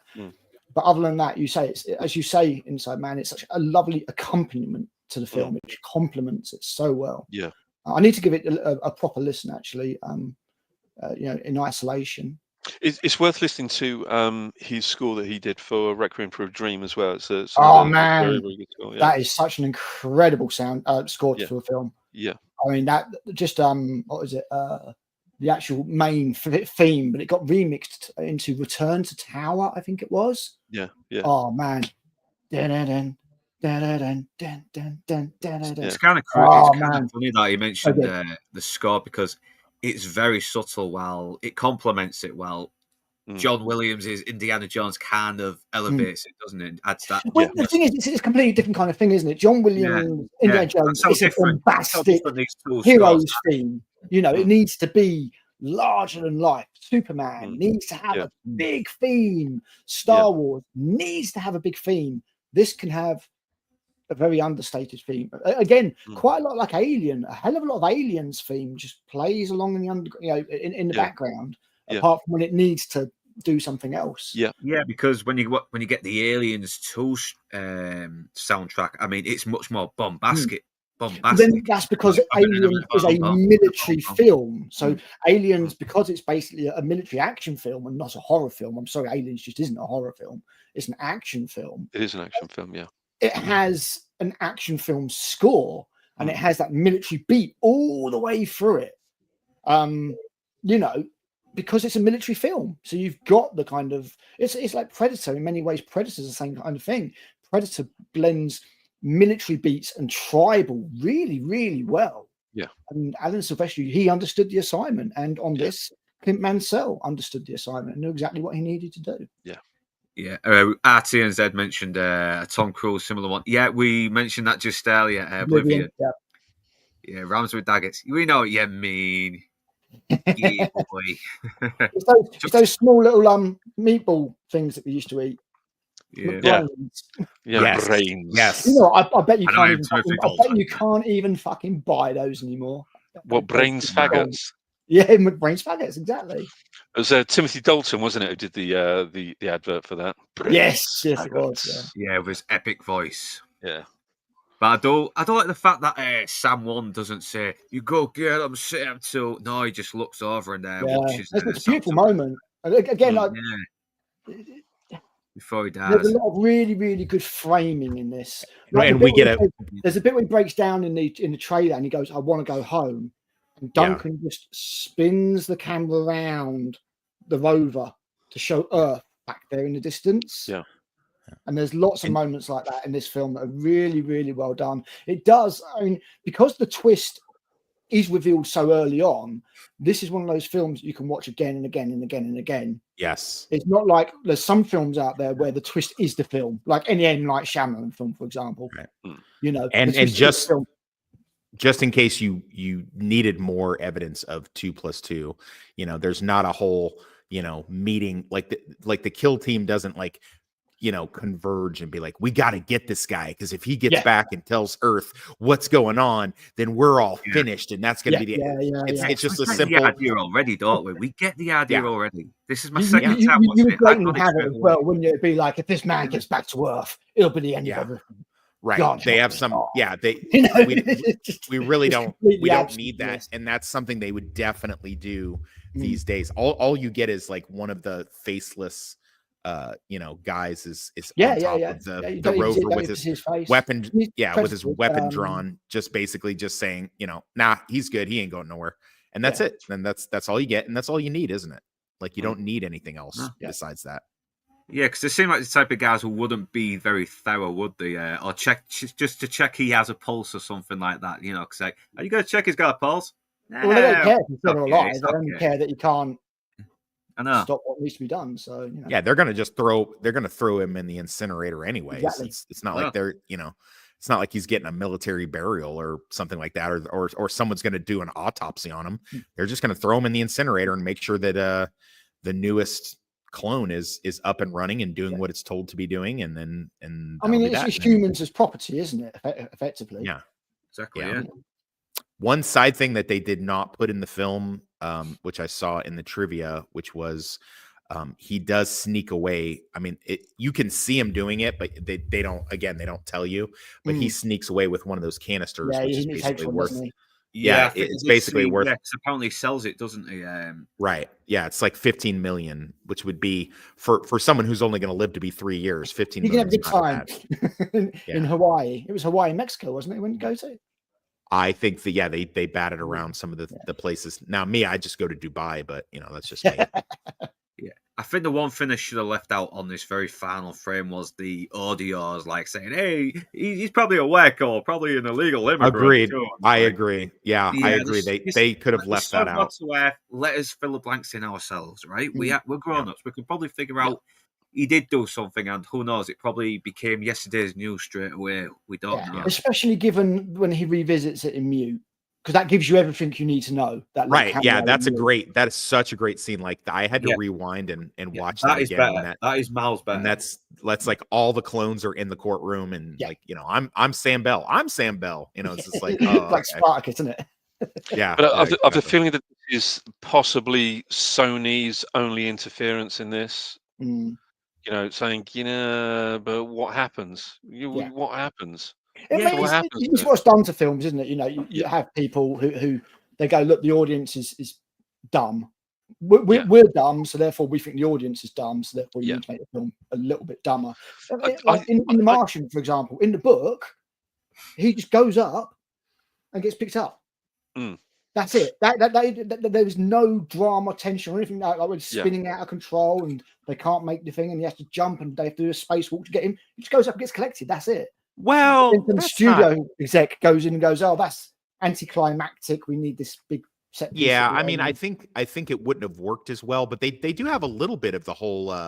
He asks the captain if she wants him to pop his suit so he can propel himself upward. So there is Oh that. no, he needs to leave the pod. But I'm just saying that the other part of it, it's pure Hollywood where she goes out on the line and oh my god, are they going to make it? It's spinning around. Yeah. And then they do.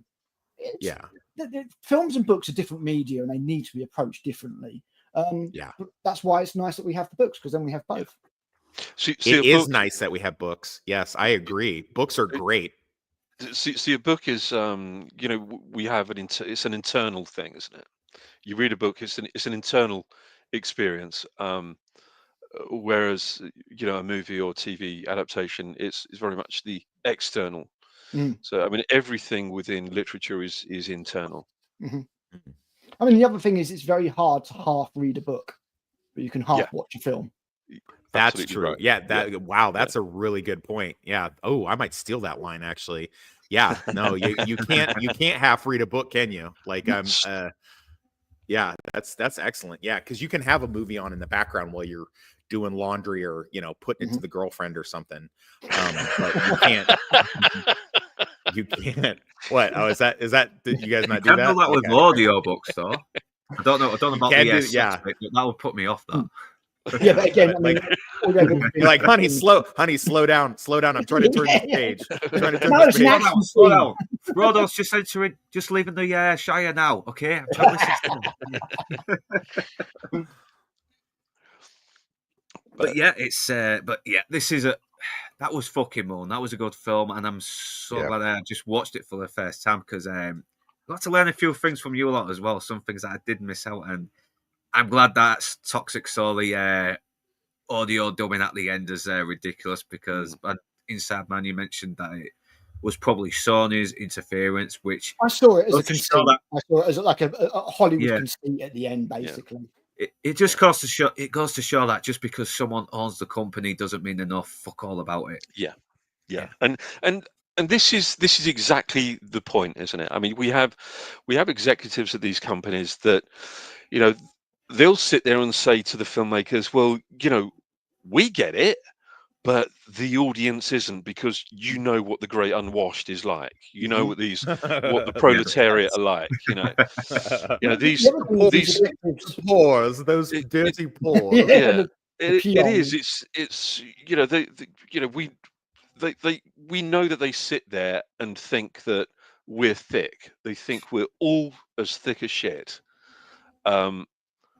But in reality, I mean, we know that it's them. We all know that it's them because they're the ones. They're kind of denying us stuff that we have far more savvy over than they do. What they really mean is they don't get it. So please tie something up with a frilly bow for us.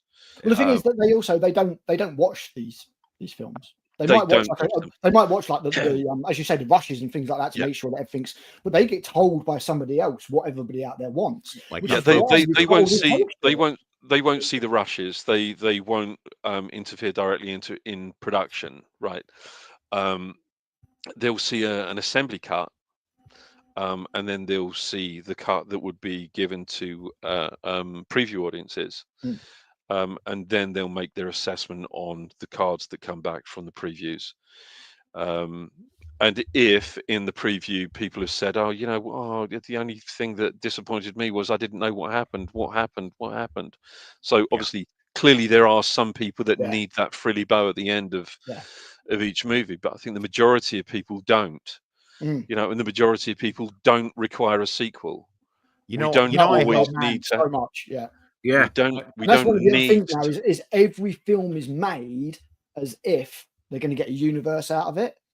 Right. It's like, why don't you just concentrate on making a good fucking film? Yes. I really don't see.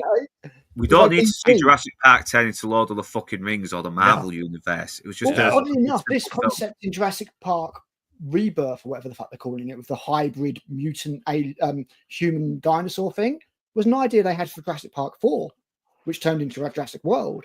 I know. And you would have thought in the last 10 years they would have realised that's a shit idea. Let's not do it. Yeah, it didn't work in Alien. It's not going to work in fucking Jurassic Park. Yeah, it's going to be like that scene out of Alien as well. This movie still failed. They did it twice and it still failed. Yeah. It's I'm so glad that this never got turned into a franchise. It never got picked up and made it. Apart from obviously the fact that Duncan Jones has expanded it in ways that are not, little cameo in Mutes. We know it's set in the same world. I think a cameo is always welcome. I don't have a problem with cameos in anything, especially if they leave it at that. It's when they expand upon it and do like what you guys are saying, try to turn it into a cinematic universe. That's when I start to check out. But I really hope that this thing we've all been talking about on other streams, this superhero fatigue, I hope one of the fallouts of it is, I hope that it's a return to kind of smaller indie intellectual flicks like this that harken back to the days of the 70s, where things didn't have a happy bow, where they didn't have a happy ending near the end of it. I would really like to see a resurgence of that. I think that would, and in a way we have gotten that a little bit, because I think we can all agree horror has done quite well in the last couple of years since the MCU has had its downfall or whatever. I hope we could get something like this, a thoughtful, thought-provoking film that you can watch multiple times and get something out of it different than what you've gotten from it before, like I did today. And I told you I'd wait till the end, so I just, if you'll indulge me, so my favorite fable is the myth of Sisyphus. Oh yeah. For those Sisyphus, for the uninitiated, Sisyphus was someone who had angered the gods by tricking them. This is the boulder, isn't it? It's sorry, Toxic, please. And his punishment from the gods was to live an immortal life, but by doing so, he has to push a boulder to the top of the hill, only to have it roll down to the bottom, and he has to go back and get it forever. Which, to me, this is one of those tales that every time it's been presented to me in any kind of media, I'll spot it and I'll go, okay, whether it be Groundhog Day or something like, it's that choice to go back down and pick up, because if you've read any Camus, it'll tell you that the world is, the universe is not evil or against you, but it is scary because the universe is indifferent to you, that it lacks it's ambivalence meaning, and it's our need as a human species to seek out meaning in a meaningless world. And that's ultimately what Sam is doing here. He knows that he's lost his time. He knows that he doesn't have a wife or a kid or a life waiting for him, but and he knows that he's got a ticking clock inside of his, but who knows how much time that they're going to have anyway. So why not give it a chance and get, because he could have just simply died up on the moon, but instead he picked up his rock and he went up another hill and he went, towards Earth to try to make something of a life for himself. When I see that tale being brought forth in media, it always speaks to me, and I kind of like seek it out, and that's what I got on this most recent viewing of this movie. That and Matt Berry's in it. Yeah, so, well said. Well said. I couldn't have said it better myself. That was perfectly articulated. Well, I am a writer, so I once in a while I'll have little sparks of brilliance. RONTNZ's picked up some brilliant subtext in your novel. Yeah. Just to say what it does. Wow. I had no idea that you were that subtle and that deep. No, neither did I, apparently. For example, I'm reading this book, Slapdash. It appears to be a crime action story about a damaged man, but really it's the author trying to his latent homosexuality, which he hides by shagging Latinas. Facts. Wow. Well, it's almost like you said, Wes. I saw recently the stuff with Elon, because he mentioned more Tesla bots and eventually, jobs, and if we have a universal income. But he said, humans will hit a point that if argument's sake, if once all jobs are gone and it's AI, if people don't have a purpose or a reason to go to work, a reason to earn income, it's going to change the human species. It's going to change our dynamic, because it will be like everybody here, whether it's like all of us or OnlyFans models or Twitchers or anybody, we still have to have that strive to earn an income. If all jobs are gone and government's like, hey, here's a check for every month to live off of, and you don't have to go to work anymore, that's going to change everyone, our whole fucking yeah. mentality, our whole way of life. We're all because going to we be don't have a physically purpose. weak. We're going to be fucking apathetic, fucking Mhm. sloth-like. Oh yeah, Everything. Look at the dude, you think look at mental the health problems mortality bad rate. now? Yeah, Yeah, it's going Look to at get. the- That's going to make People it don't worse fucking because do what anything. purpose? Yeah, You know. look at the Exactly. mortality rate when someone retires. Mhm. They die because they no longer have a Yep. mission. They no longer serve a purpose. It's my belief. Aside from some possible Machiavellian thing of the government putting kill switches on us, that a lot of veterans self-delete because that sense of purpose is lost in the civilian world. You're no Yeah. longer going off and fighting wars or doing these terrible things anymore, but they are terrible, but they're also honorable. And once you've lost that great sense of purpose, then of what value are you to society? What else can that's why police officers eat their gun into retirement, because they've had this sense of purpose for so long, and then they've lost it, and without it, what are you really contributing? And it doesn't matter what little hobbies and things that you have. After a while, you have to have something that gives you that sense of purpose. So I mean, a small thing like sometimes with Sorry, WWE. carry on. Honestly, no, sometimes WWE, like, why the hell's Hulk Hogan coming back in the 60s? Why is Ric Flair still making a cameo in the 70s? Why is the fucking Rock sometimes at 55? On top of the Rock's net worth, Logan Hayden, is like $800 million. Why the hell would the fucking Rock be wrestling last year at 55 years old? As much as he's a movie star, he's still a wrestler at heart. And he still has the body to at least maintain that. Yeah, it's like, why do every athlete has that thing where, Tom Brady's fucking throwing a football at 45 years old. The guy could retire at 30, Why is Alice Cooper going up there night after night after night at 78 years old? I just seen yesterday that I guess Ozzy's going to have one final Black Sabbath tour. And I'll tell you what, he will die shortly afterwards. Yeah. Because it's the only thing keeping him going. I guarantee that. Why does that one British porn star go from 100 guys to 1,000 guys? Because she needs to have that sense of purpose. I mean, it's work, but you're not wrong, to a hole. Yeah, she's just addicted to attention, though, and this is the other thing, isn't it? It's the cult of celebrity and all that kind of stuff. Yeah. And this is one of the things I really like about Star Trek, because Star Trek explores what does man do once he's fixed humanity. There's no money, there's no war, there's no strife, everything's lovely. He goes off into the stars to improve. Right. Himself. That's the brilliance of good Star Trek, because it's like Star Trek is they didn't need money, being the best of the best. Right. They weren't at war with each other anymore. So they go out to explore and it's for the betterment of not just mankind, but of all the universe. That's the brilliance of good Star Trek. Not that exactly the greater, summed up perfectly by Spock at the end of Wrath of Khan. The needs of the many outweigh the needs of the few. You look at the big picture. You look at that's one of the genius things with what Gene Roddenberry did. As much as people don't seem to fucking understand it anymore. But going back to where doesn't matter about Star Trek, because everybody's like, "Oh, it's so woke and it's so left wing." Like, are you fucking kidding? Star Trek's well conservative. They're fucking military. They're disciplined. Yeah. They're pre-authoritarian. Nobody's choices as well. Left thing in the original Star Trek was that episode of the hippies, and they were fucking morons.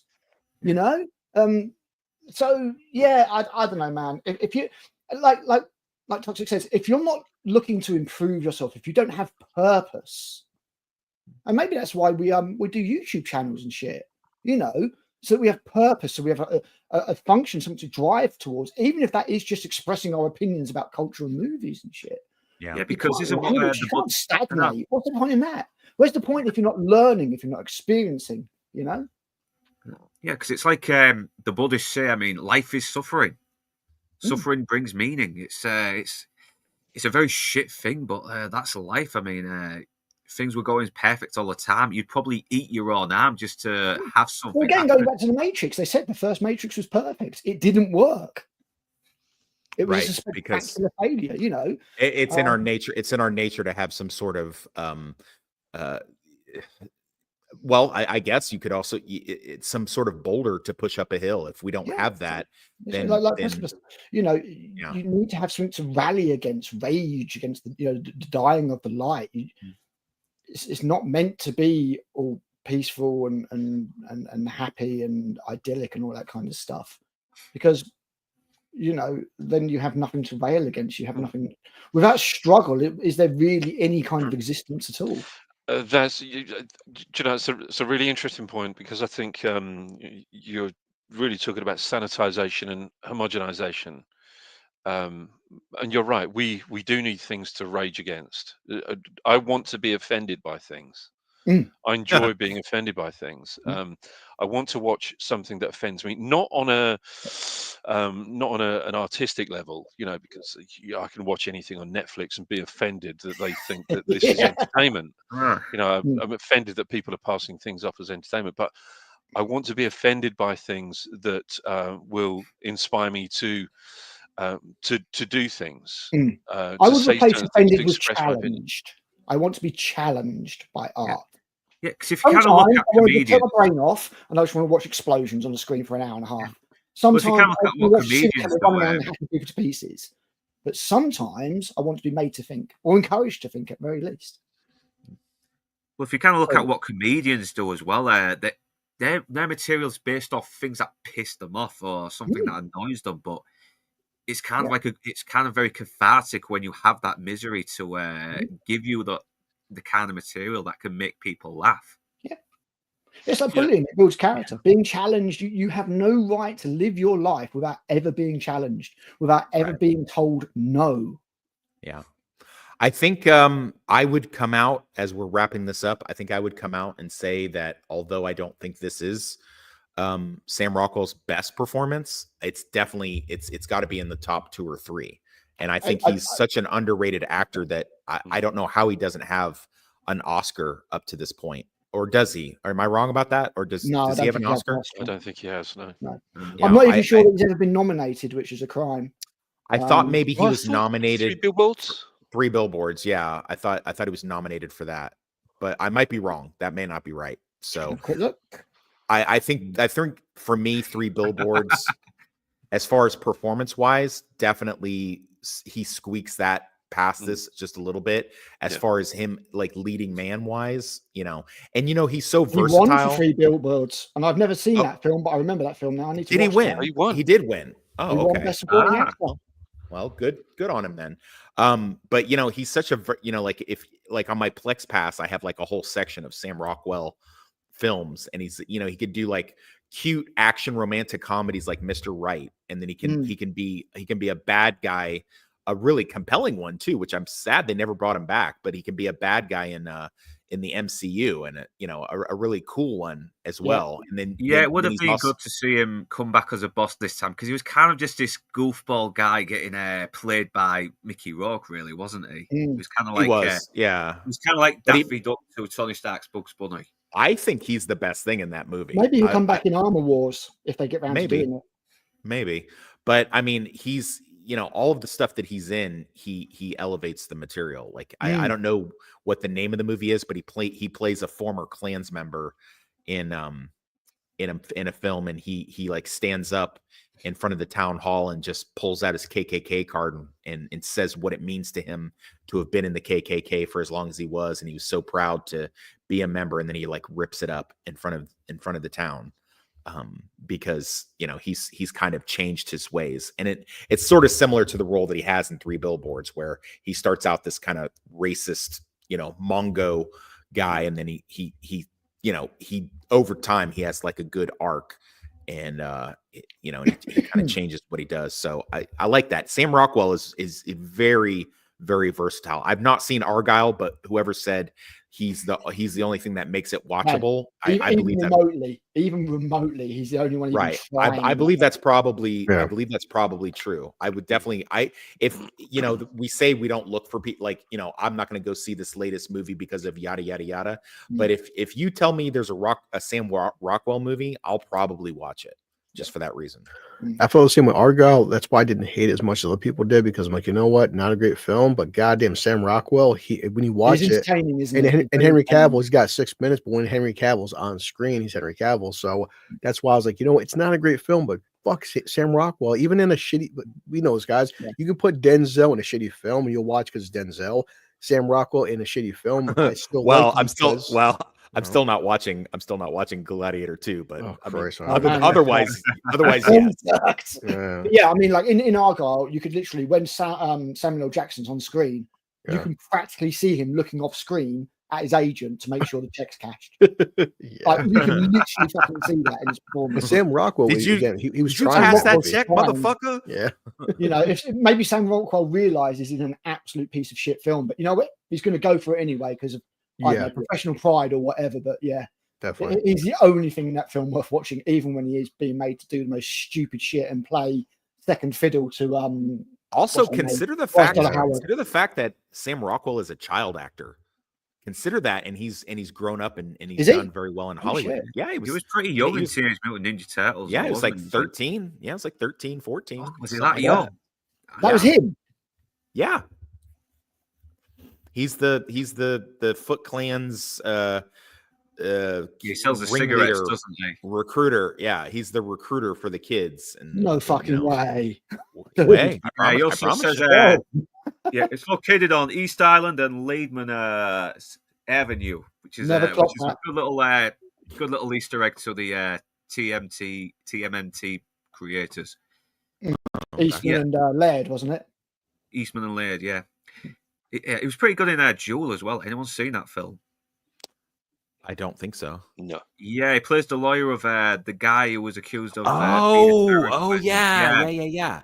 I've Yeah. not seen the film, but I've seen the clips, and he's very subdued performance in the clips that I saw. I've been meaning to watch that because Yes, I the didn't. guy who played. I Yeah, didn't know. Stingray is actually very fucking good in it as well. You really want this guy to tell these FBI agents to fuck off as well because they are going out their way to pin Yeah. their incompetence on him. Yeah, I guess Which his is, his debut was a horror film called Clown House in 1989. Oh shit! Yeah. Yeah. I'll have to check it out. But no, he was in He's- 1990s Ninja Turtles. So Yeah. Fandad Menace actually recommended me another one that has him and George Clooney. Welcome to Collinwood. So I'm gonna have to try and check that out. Yeah. 'Cause, remember it coming out, being keen on seeing it, but never got to see it. I'm not familiar with that either, to be honest. Yeah, it seems to be very underrated.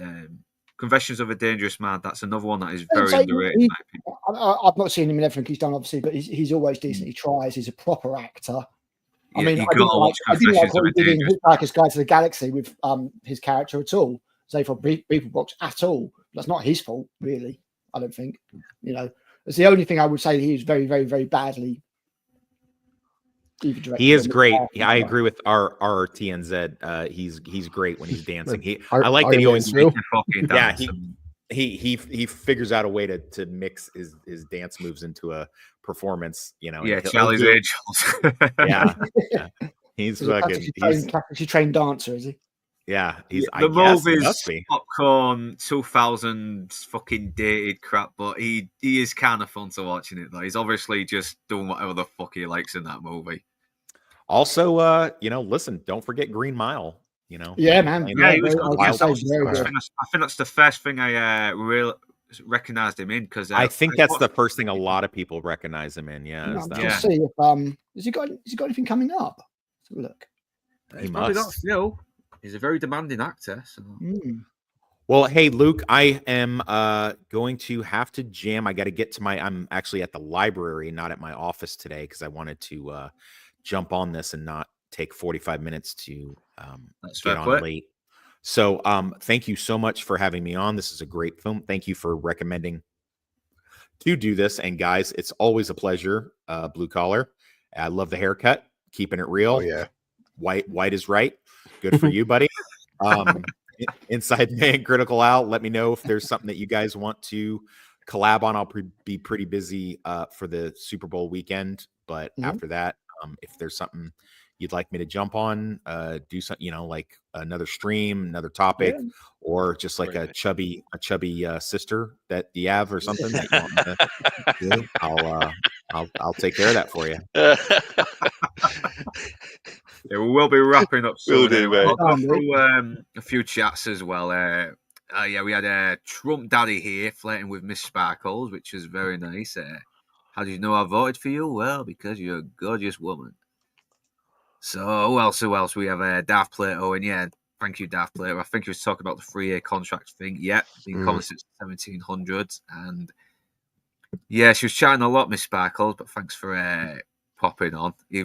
Popping on both ends of our stream, yeah. So you were thinking, oh God, the movie was crap.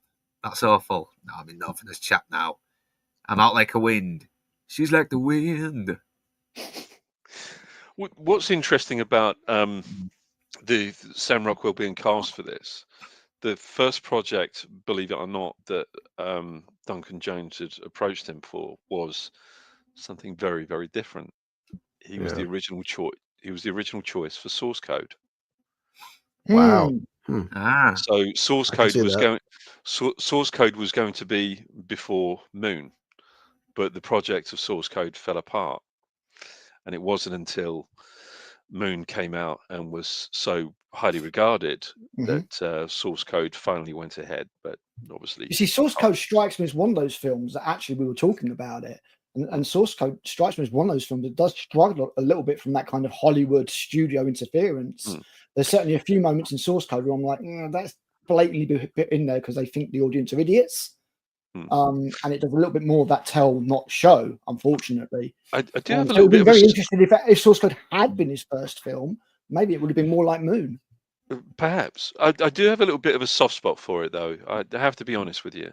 I like Does Source anyone, Code, fine. I anyone think it's disagree Yeah. on the fine. ending a little bit though? Because he kind of takes over all this guy's body and walks off with it, doesn't he? It's is that Yeah. Yeah. Yeah, And again, Source Code is again a very intelligent and interesting sci-fi concept. yeah.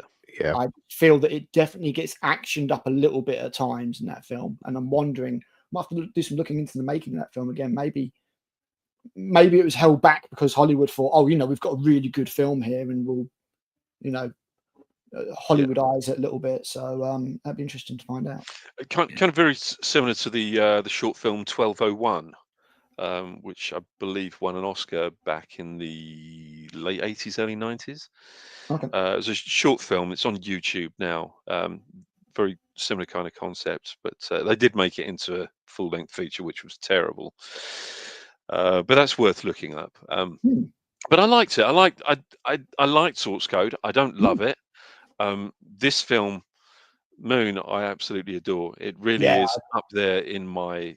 It's in my sort of pantheon. This is I remember the first time I definitely in watched it, my I was like, pantheon. this is just a bit special, Mm, It's mm. just Yeah. it's just a it's not a good special. idea. I just think the ending could have been done a little bit better, more ethically anyway, at least character-wise. Because You could have given it a really dark ending easily, and it would have been that kind of avant-garde Mm. art kind of film where you give it you don't give it the nice ending, you give it a nasty ending to show it's all futile, the corporations rule the world and everything, because you've Yeah. got to imagine like this pod's only going to go back to some corporate point anyway, and he could have ended up getting out and dying, or you could have had some Yeah. kind of horrible nihilistic side to it. And Yeah. I decided to go for the happy ending. I don't hate it for that in any way.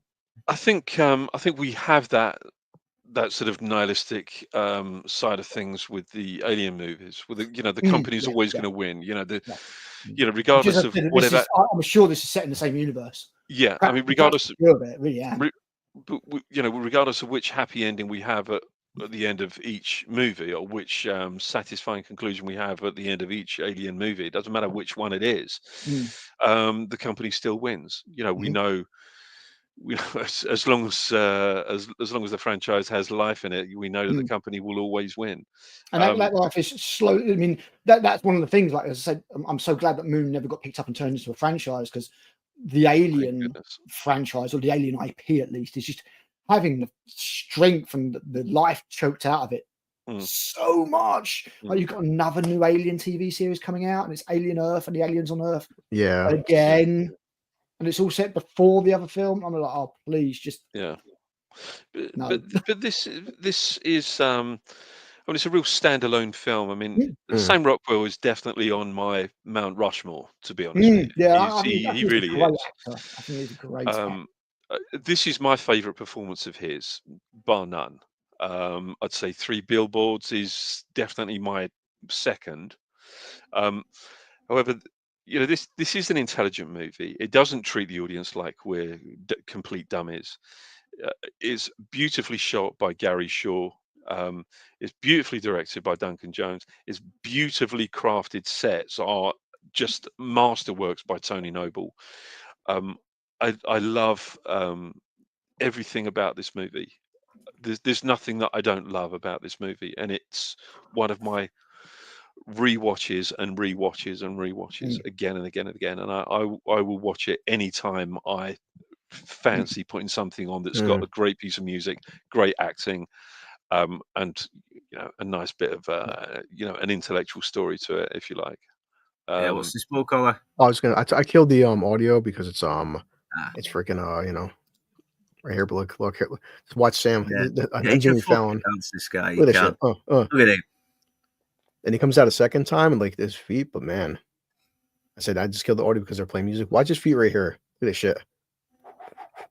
Holy crap. Jesus Christ, man.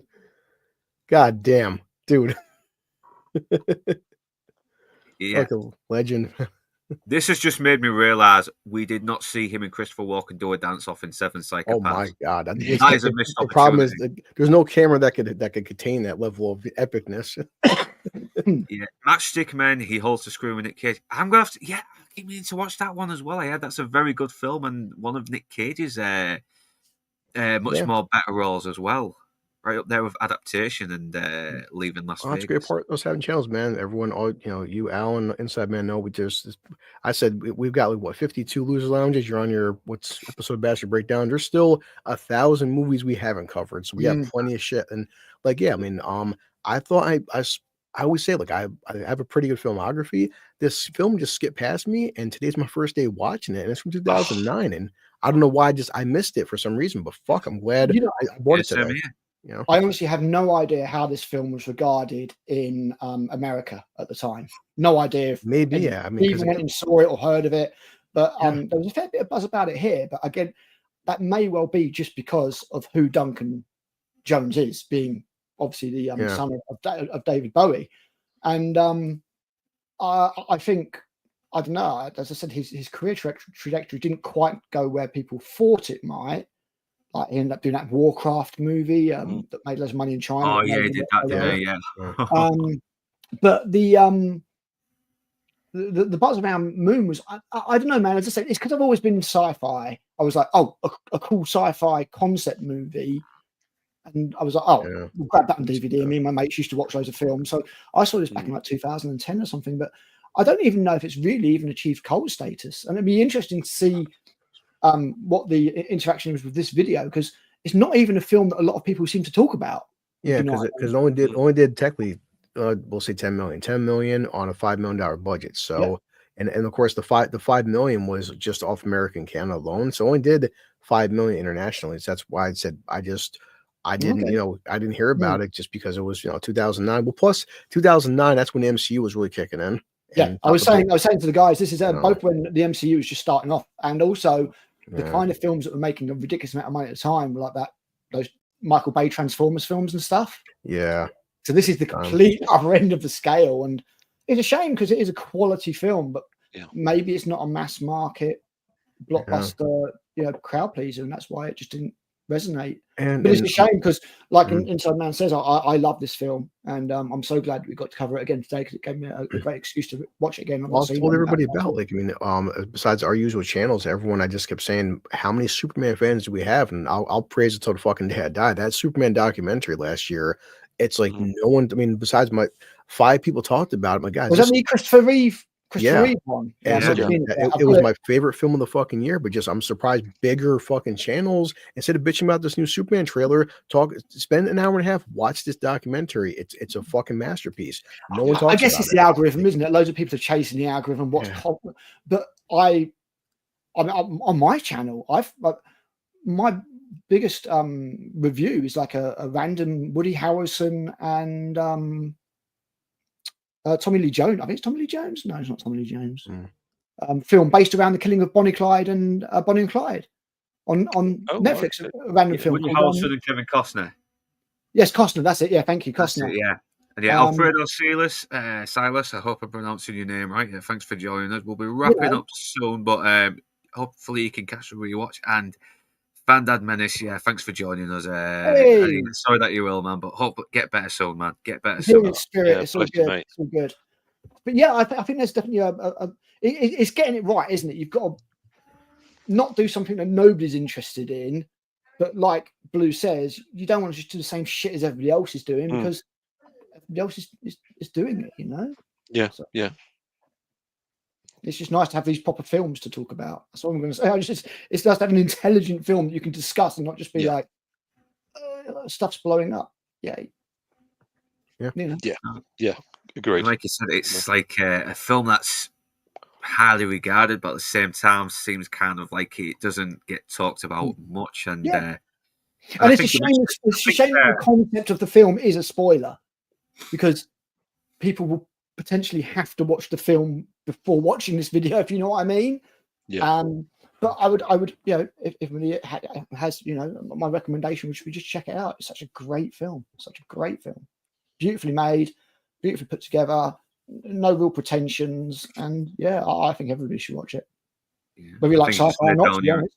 I just think you laid down your final thoughts there. So yeah, I'll leave it at that. But yeah, it's very well written. It's got loads of little twists in, even though you can sort of see them coming. But the characters are the two characters are very well written, including Gary, who's got this who's very ambiguous as well, wondering whether he really does care about Sam or if it's just all in his programming. And I like that it never spells anything out. It lets you come to your conclusions like a grown-up. And yeah, the fact that it barely uses CGI and actually actual models makes me like it even more, because I thought it was, and maybe they just filtered the picture a little bit. But yeah, the acting is so great. Sam Rockwell sells who Sam was when he first came here to the guy he became as the years went by, just by these two different clones. And I love the fact that it should have actually ended on a much more ambiguous ending without the audio dubbing. But apart from that, it's a minor gripe in a almost perfect movie. And I will happily watch this again. I love the fact that it just gives you something that you don't notice until you see it maybe the second or third time around. That is what most films should be doing right now, instead of just hammering it over the head, just throwing it right in your face. We can figure things out. We are grown-ups. Even a dumbass like me got what the fuck was happening. Yeah. So yeah, that's my final thought. Yeah. So final thoughts, Inside Man? One of my favourite films. Do you know what? If I was going to score this, I would say that my score now goes up to 11. It's just one of my absolute favourites. I love it. I just love everything about the film. The only flaw, and it is a very, very minor niggle, very, very minor, and it is the lack of ambiguity at the end. I would prefer that little voiceover to have gone. So, but it's as close to a perfect film as I think I have in any of my collections of different genre of movie. I adore it. I absolutely adore it. Yeah, agree. Oh yeah, got a recommendation. The International Clairvoyant Thriller went under the radar. Totally worth your time, especially if you don't trust banks. Yeah, I remember that. Well, check it out though. I think Clairvoyant really got badly snubbed as James Bond. I think he would have been very good in the role. Yeah. But yeah, Blue Did Collar. you see Henry Cavill's supposed audition for James Bond? Have you watched it? Yes, yeah. It's. I don't think his acting was at his best at that stage, because he still very young. He's still very young. I was going to say he's still very young then. I mean, I don't know, man. It makes me think what we could have had, because in general, I don't like what Daniel Craig did with the role. I don't think, especially. In I liked it first, and it eventually started to. I love Casino Royale. I thought Skyfall was good, but other than that, I didn't like anything he did.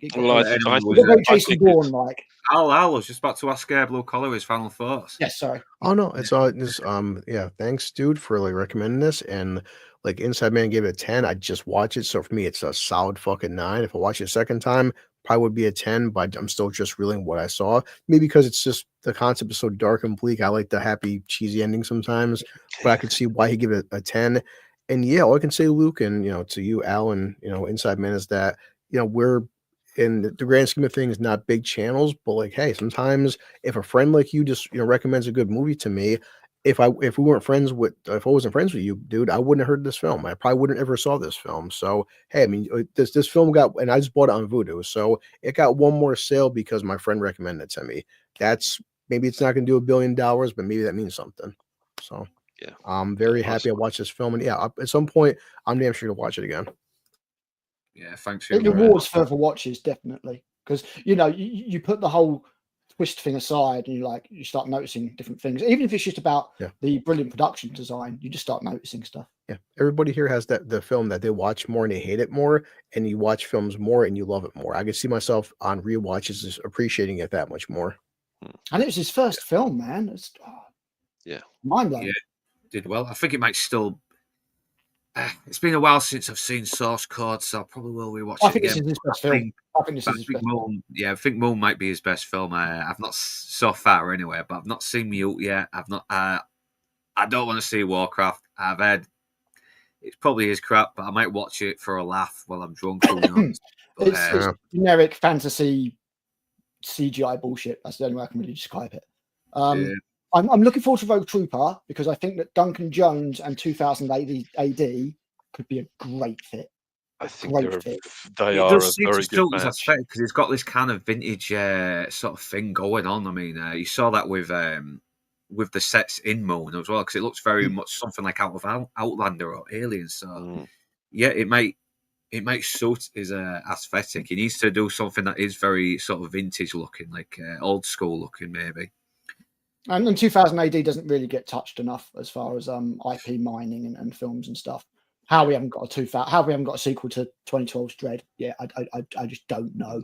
Carl Urban is right there and wants to do it, and it's not fucking happening, and it just sucks. Yeah, so, I don't know about. I think RT's just suggesting get Snatched, but this time with some Americans. So I don't know. I've not really thought about redoing movies. I mean, again, because I feel like if I've done it once, I've got thoughts out. I could probably do it with new guests then. So I will put that into the consideration box anyway, for lack of a better term. But yeah, that was Moan, and I think we've all given our thoughts. And thank you for my lovely guests, and thank you for everyone in stream. Thank you, Blue Collar, Critical, Inside Man, RTNZ, Alfredo Silas, Fandad. Who else? Sparkles and Trump Daddy as well. Thank you, here as well. Yeah, thank you, Mr. President. Who else? Daft Plato as well. Thanks for joining us. Shame we didn't do more in the chat. We'd love to have heard more of your thoughts. Yeah, and we'll see you on Sunday. We'll see you Sunday on the Shield stream. So sorry, I'm just forgetting my place. You got anything that you want to plug, Blue Collar? No, not right now. I mean, just I'm everywhere at the moment. Just trying to adjust this new schedule, dude. So I mean, as I get more stuff, once my life is cemented, it's easier planning shit out. Yeah. Well, thank you anyway. And sorry, I'm usually supposed to let others plug their stuff. So Inside Man, Sunday, The Shield, and Tuesday, won't we? So so we got the Shield. So we're gonna have Toxic, Darth Plato, and obviously both you and I as well. Talking about was it 9 and 10? Isn't it? Is it 9 and 10 episodes? 9 and 10. My God! I just rewatched them a couple of days ago, but I'm going to rewatch them again and maybe get the slides right. And Tony K, thanks for joining us as well. Who else was here? I know Where Me Spoons was, and Ron Mickelson. Yeah, thank you. So I think that's it. Yeah, thank you. And Critical, is there anything you want to plug? No, not really. I've got some scripts. You got all the videos on the way yet? I've got some scripts in mind. I'm going to do a video on stupid Emilia Perez getting nominated for 13 Oscars because that's an absolute joke. But our cinema here is just shut down, so annoyingly, I can't get to watch films as they come out anymore. The high seas, mate. The high seas. You might have to do it a little bit. Yeah, I'm going to have to. I'm going to have to resort to a bit of the old Jack Sparrow. But I saw Companion a while ago, and that was very good. That was the last film I got to see in the cinema before it died. Yeah, it's Sophie Fashion from. She was very good in it. Heretic. That's it. Yeah. Yeah, I'm going to have to try and She's watch going to it. be one of those ones to watch. I think she was really good in it. Really Yeah, good. she's a good actress. She's a very good actress. Yep. Yeah, I liked her in Heretic as well. It's very good. Yeah, she was very good. That was a good film as well. That was a very good, smart horror. And like you said, horrors seem to be one of the smarter movies coming out at the moment. So. There's a load of horrors It's the coming out at the genre moment I'm anyway. missing out on, and it's annoying. I really wanted to see that new Oz Perkins film, the monkey thing. Yeah, I've been hearing about that as well. I think I might review Love Hurts if I get to see it this week. Yeah, 'cause- again, all these films that, unless they turn up elsewhere on the seven seas, I'm not going to be able to review them. But I've got loads of scripts half written and stuff like that, like my Star Trek video. yeah, I'm still in the process of getting a lot of my James Bond videos ready for November as well. I've just got Thunderball done. I need to do Casino Royale 1967, and God, it's a fucking mess, that movie. But I'm going to have fun getting the clips together for that, and I've got the script ready, and yeah, and after that I'll get back to the official 007 movies with You Only Live Twice, because I'm going to do the unofficial ones as well, because You Only Live Twice. Never Again deserves one as well. It's bad, but sometimes the bad reviews do getting the more views, and I do kind of have more fun editing videos for them. So yeah, it's weird, isn't it? Sometimes it's nice to just have a nice rant. Like I did my Section 31 review, and I didn't even write a script. I just literally just ranted into a microphone for 35 minutes about how shit it was. Yeah, I just watched your with Will Ferrell as well, and I don't even want to review it because it was just God, is that new Prime film? The You're Cordially Invited bollocks. Yeah, I wasn't watching that. Yeah, there's just nothing there. I don't think I could review it. It was just a couple of shitty people who was trying to jeopardize each other's marriages, and it's just I just didn't like it. I didn't like the characters, and I can't review it. I just can't. I feel like I'm watching bad horror movies on Prime because there's no shortage of them. You see some film and it says 2023, and it looks like it was made in the 80s. You're like, no, this is just made it out of the sludge onto streaming now, and that's why it's got a modern day thing. Watching the other day, it had James Marsden. You know James Marsden from the X-Files, but like he's 17 or something. It was called Campfire Tales. Random horror film I've never seen. So that's what I normally spend my time doing. Yeah, but I kind of want to review Love Hurts because it'll be Valentine's Day soon. It'll be a good little thing to put out. Yeah, tie in when it tie in nicely. Plus, I do like the actor as well. I mean, even if the film is mediocre, I think he's gonna be the one that I don't think he got good reviews. I'm waiting to see how Captain America's reviewed next week. Can't wait. I think we know how that's going to go. Yeah, I think that will be the one that shows that Marvel is utterly fucked because nobody cares. I predict. I predict a 6 out of 10 from IGN, that's for sure, or probably a 7 to be honest. Yeah, I think they said Red Hulk was based on Trump, so yeah, it's definitely loads. Come on, everyone's saying I based the bad guy off Trump. Is like, yes, so is the last fucking actor. It's well, how well did that work for what was it?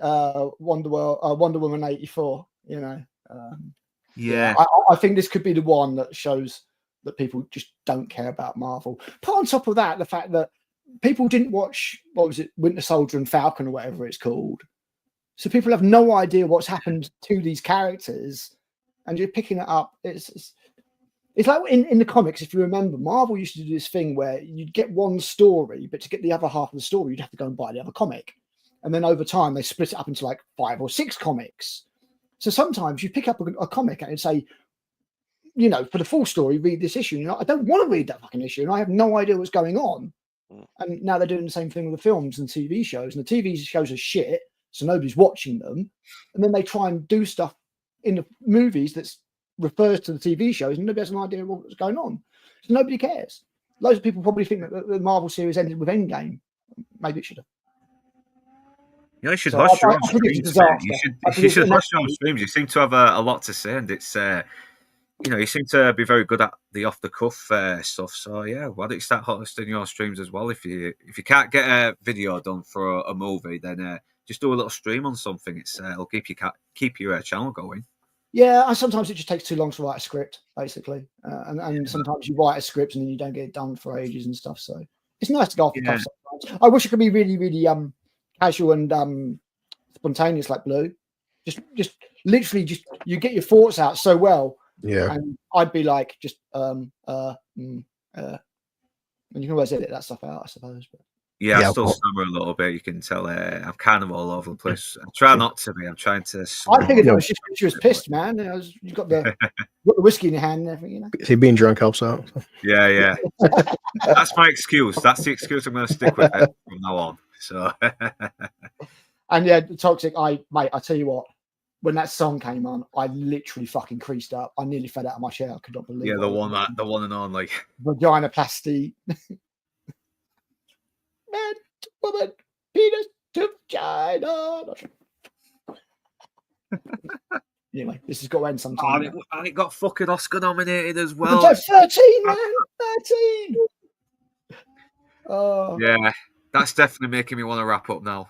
yeah, And get another drink out the fucking I definitely need a drink now. cupboard. So yeah, thank you for joining us, you beautiful bastards. And whether you beautiful bastards are Northern, English or not, thanks for watching. And do remember to like, comment, share, subscribe, and ring that bell in order to be notified. And if you wish to further support this channel, links will be in the description below. But right now, that's us done. And we're off to the pub. And enjoy your weekend. Laters.